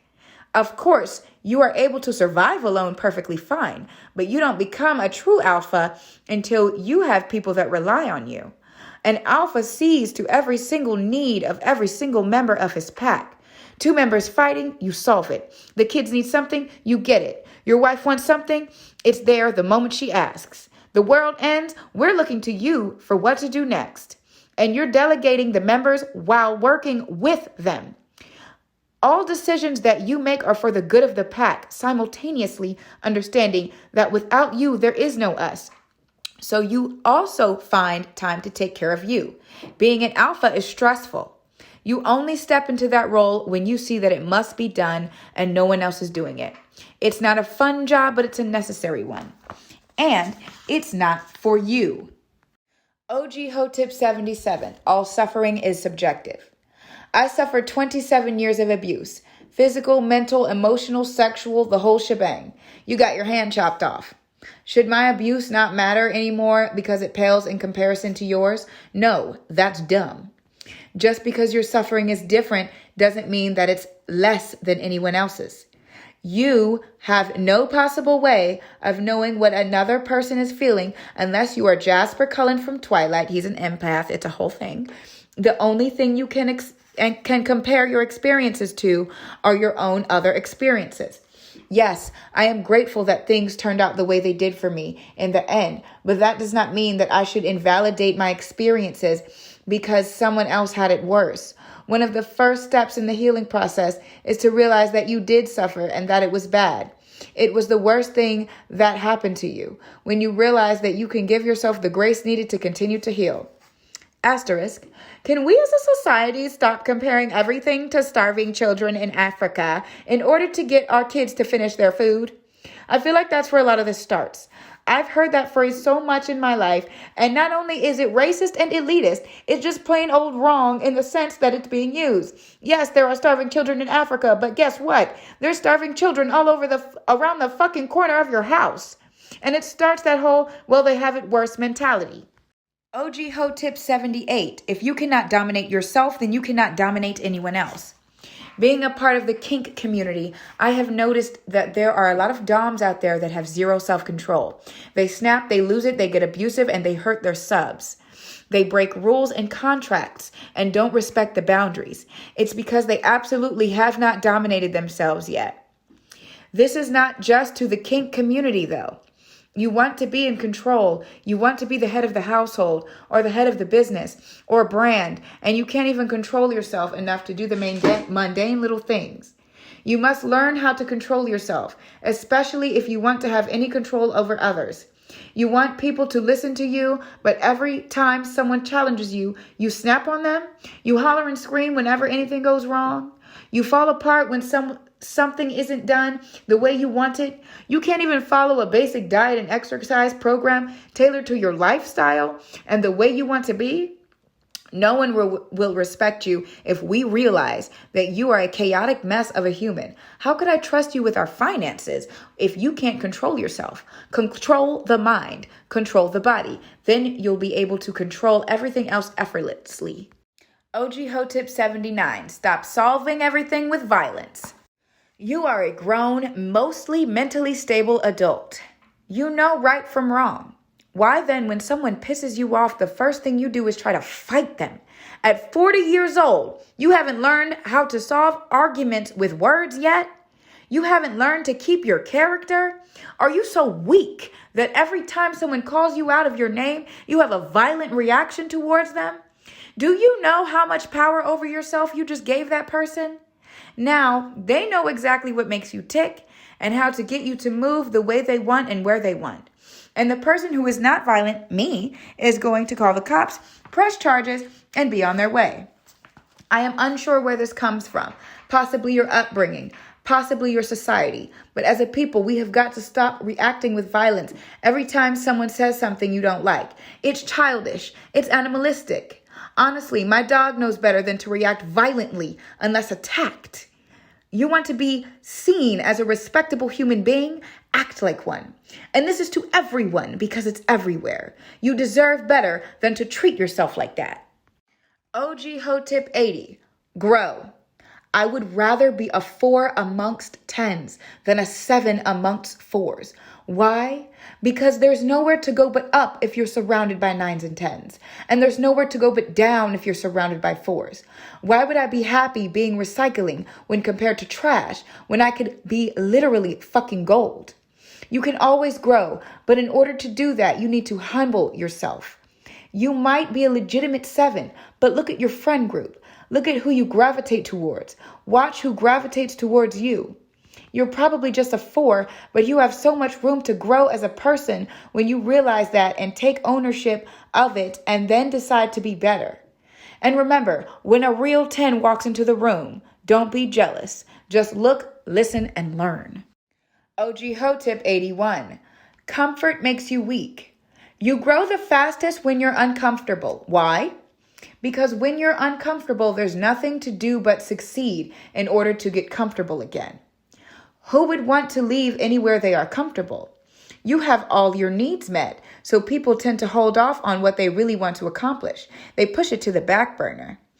There's no need to get a bigger house because your old one works just fine. And even though there's an inner you that dreams of it, it's not practical at the moment, and you see no need to push yourself. But let something happen to your home, or it becomes unsafe somehow. You will put all your energy into getting that new home. You'll put so much energy into it, in fact, that you will probably not only end up with your dream home, but also your dream interior, dream land, dream car to put in the dream home, dream everything. You shouldn't always be comfortable. You'll never move if you're content with where you are. That doesn't mean don't be grateful. Always be grateful. But enjoy what you have while working towards your future. OG Hoe tip number 82. Learn to embrace failure. In a world of participation trophies and attendance awards, we are losing sight of one of the most important parts of character growth, failure. Ask any successful person, and they've lost more often than they've won, and that's what pushed them to win. My first business failed. My first diet failed. My 8th try of that relationship failed. I failed and I failed and I failed. I failed all my classes at university. I failed my parents. I failed my drug tests. I've literally failed in damn near every way possible. But I was okay because one of the few half-decent things my parents taught me was that failure was normal. You're not going to win all of the time or even some of the time. And that it's a natural part of the path to success. Get comfortable with failure and do not let it stop you from reaching your goals. OG Hoe tip 83, be delusional about your success. Keeping in mind everything I said about being comfortable in failure, you also need to be absolutely batshit insanely delusional about your success. Because while failure during the journey is normal, at the end of the journey, the only thing possible is success. If you believe that you will fail in the end, then you'll never even try. And if you do, at the first sign of failure, you will give up. That's not how we do this. I am delusional about my success. I believe in manifestation. Every morning, I tell myself exactly what I am and what I do. I make it a part of my prayers. I say it so much throughout the day that it pisses people off. And I succeed. I am successful purely because I bet it on myself every single time. And God shoving his foot in my ass. And I refuse to lose. I don't even say that word BROKE. In my house, I'll die before I fail. Because at least I've died looking forward to something instead of looking backwards like everyone else. As to how you know when you've succeeded, it's not over until it's done, and it's not done until it's over. OG Hoe tip 84. It's okay to be ignorant. It's not okay to stay that way. I'm not going to shit on my upbringing. I'm sure there will be another book for that. But I heard some of the vilest, racist shit I ever could have heard. A family member told me that I shouldn't go to Bowie State University because it's not a real college and it smelled like fried chicken and Jerry curl. A teacher of mine called me a mulatto and I went to ask my dad about it. He told me he was right and that's what I was. Another family member of mine told me that the Baltimore City Freddie Gray protests, riots were the term that they used, were only upset because they were bored and didn't have any jobs. As an ex-member of the Dumb Hoes Club, when I was given this information, I didn't question it. I never sought to further my knowledge on any of these subjects, and I figured if the people in my life were saying it, then it must be right. After all, they were smarter than me. They always told me so. 27 years of that, and I meet a few new people who I then regurgitate that to. And in not so many words, they let me know that not only was I wrong, but I was embarrassingly wrong. And at almost 30 years old, it was not okay to not know the truth. Instead of standing strong in my ignorance, I decided to learn from them, and I learned so much. I never knew about Tulsa. I was told that there were no black millionaires because they were lazy. I'd only been to a salon about 3 times. I knew literally nothing about the culture that I was a part of. I'm still learning now. And I know I have much more to learn, but I'd rather be ignorant and learn than stay stupid. You have got to want to grow yourself and your brain. After 2 or 3 decades of life, you should no longer be a proud idiot. OG Hoe tip 85. Listen. Do you know why God gave you 2 ears, 2 eyes, and 1 mouth? So you could look, listen, and shut the fuck up. For all genders, if you want a successful relationship, be it romantic or otherwise, you need to learn to listen. If he continuously tells you that he doesn't understand and you need to communicate better, listen to that and try something new. If she is repeatedly telling you to perform differently in bed, listen to that and adjust yourself accordingly. It's literally the easiest and simplest thing to do. It costs no money and will instantly boost your charm and charisma. Listen to people's names, their likes and dislikes, their ideas and dreams. Listen and you might learn something. OG Hoe tip 86. Pay your bills before you treat yourself. This should not have to be said, but I'm saying it here. You should not be buying luxuries before your necessities are met. You're over here in a Gucci belt and a Mercedes, but the lights are off in your house. You have a Birkin, but you can't keep up with your rent. You go out to dinner every night, but you don't have any toilet paper. Get your priorities in order. You must have your necessities. That's why they're called that. You need a roof over your head, food, however little, water, and something to wipe your ass with. I don't care how you get them paid, but get them paid before you decide to go treat yourself. You can't live in a Chanel bag. OG Hoe tip 87. The nicer the man, the more ruthless he will be. Just because he's big and bad doesn't mean he's big and bad. The loudest person in the room is often the weakest because they don't want people to know that they're weak. A man that is sitting in the corner quiet and watching shit unfold, those are the dangerous ones. You think a dude is all down for anything until something happens and he leaves your goofy ass there to defend yourself. You skip over a man because he's too nice. But if something were to happen to you, he'd probably be the first one to come save you. A reliable man, the sweet man, the soft man, the short man. If the world ever ended, that's who you'll want to be with. Because Mr. Bad Boy is all smoke and no fire, at least most of the time. OG Hoe tip 88. Stop taking everything so personally. Every single day, someone calls me fat, ugly, stupid, worthless, etc. I get hate for the stupidest shit. My favorite insult is, your teeth are social distancing. He's a king for that one. Do I let it affect me and what I do? No. They don't pay my bills or fuck me, so why should I care? All y'all need to grow a thicker skin. You're out here literally on the ground fighting, assaulting other women because they said something about you. Your birthday dinner is ruined because someone called you fat. No one showed up to your event, so you canceled it. Bitch, have some self-esteem. Enjoy what you're doing and stop caring about what other people think of you. It's not like they would live for you, so why are you living for them, your life around them? Why are you allowing yourself to get out of character? Develop some mental fortitude and enjoy your life. OG Hoe tip 89. Just because I'm not about that life doesn't mean I never was. Would you believe me if I told you I used to know some real gangbangers? I was never a part of a gang, but I was cool with them. At first, I just bought drugs off of them, allegedly. But I have this odd ability to make people fall in love with my wonderful personality by just being myself. You can't help but love me. They took me in and treated me like family, and in return, if there was any way I could help them, I did. Never anything illegal, of course. I'm soft. But I knew a few people. People who know me now know that I am nonviolent and living my gentle life, and they like to assume that I'm prey. Please don't assume wrong. The same thing goes for the people you meet in your life. Many of you have no idea the amount of violence it takes to become this kind. Many of those little old ladies you think you're about to run up on are just going to shoot your goofy asses. You really can't judge a book by its cover. OG Hoe tip number 90. It's not anyone else's problem but your own. Before you go into another relationship destined to fail, please heal yourself. If you have some childhood trauma or even some adult trauma that does not allow you to treat your partner like shit, you have some mental disorders due to severe abuse, so do many other people. It's not your partner's problem to have to deal with. If they want to take it on, that's great. If they want to help you because they love you, that's amazing. But stop walking around like the world owes you something because you were traumatized. That's a you problem.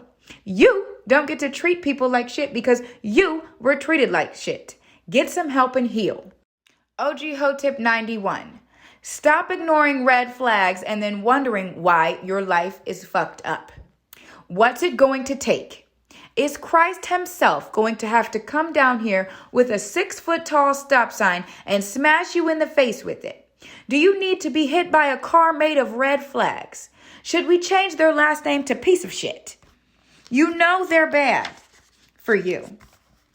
They are actively in a drug addiction without any want to quit. They are known for fucking family members. They have repeatedly beat your ass. What will it take for you to leave? At some point, you must take accountability for the things that are happening in your life.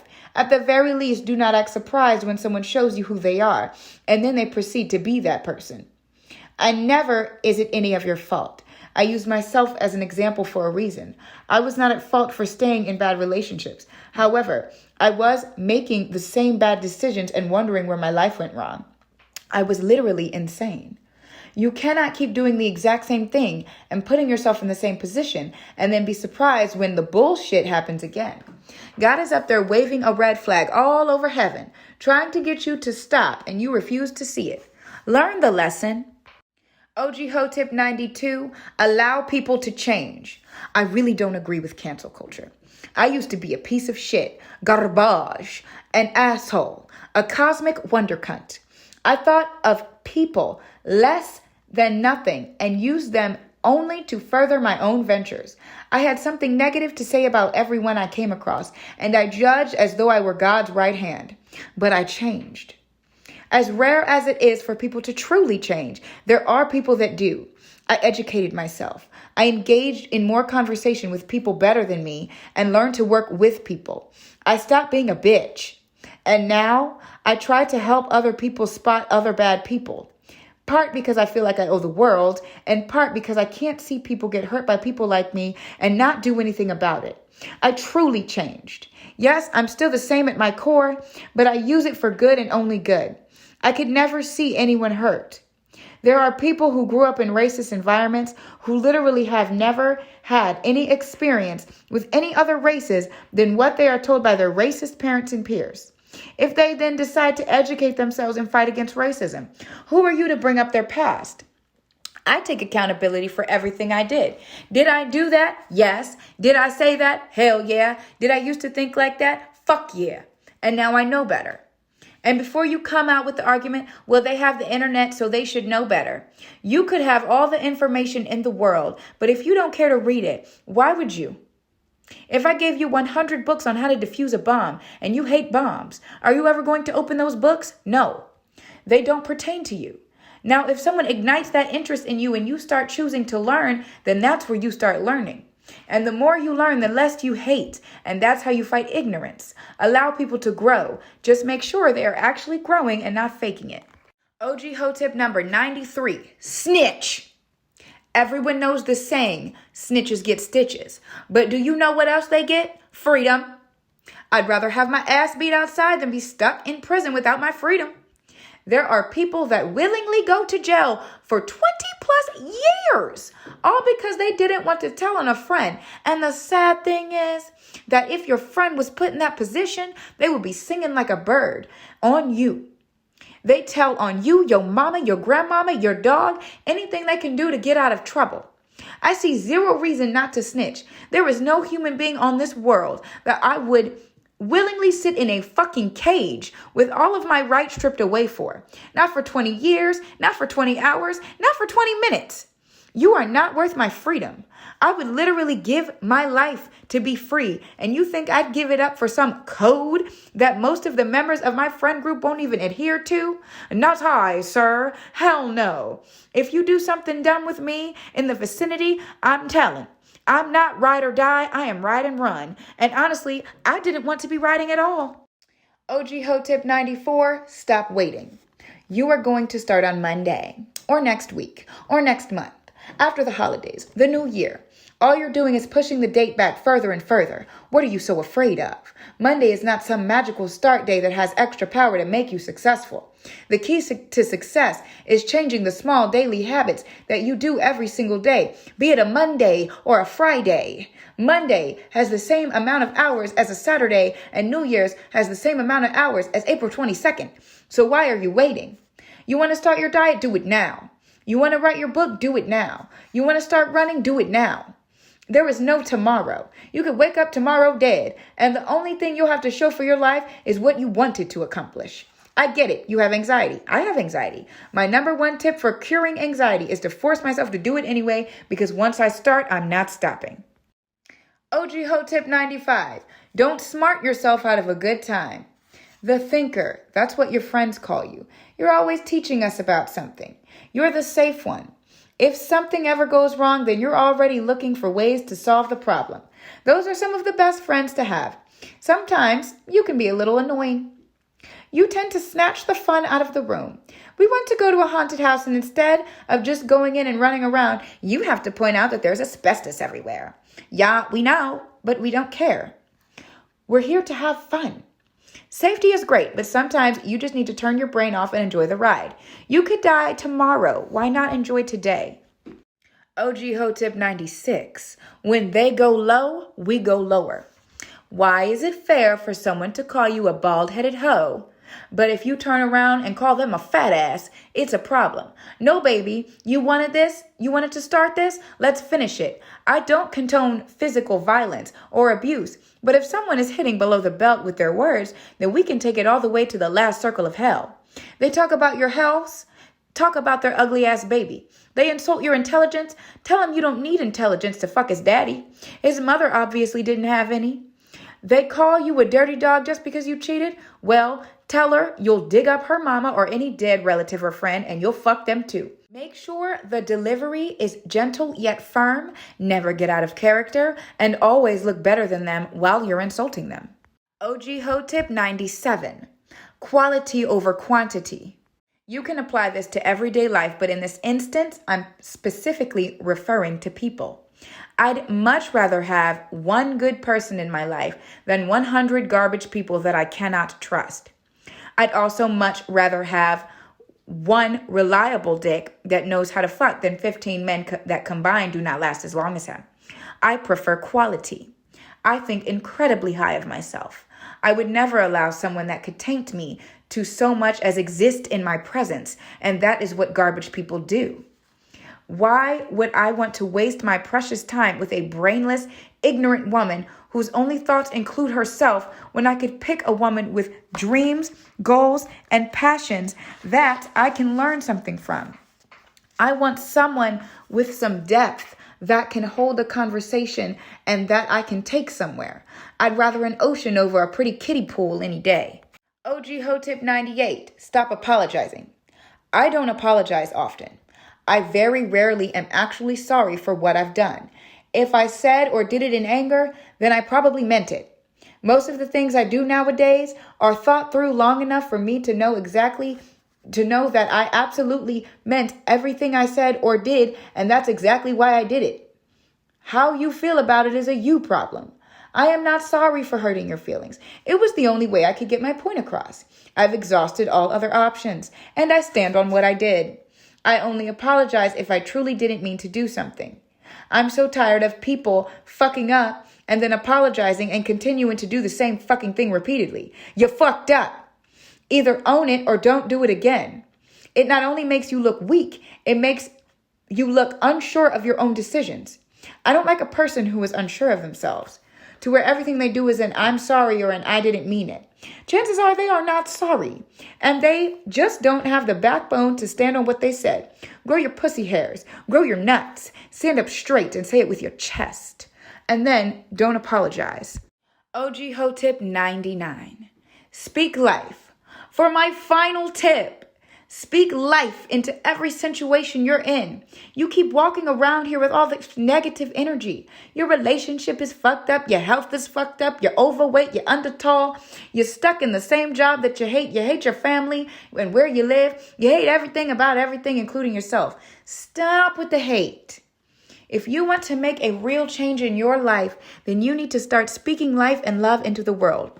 Start telling yourself every morning that you love your body, that you love your job, that you love your family, that you're happy in your relationship.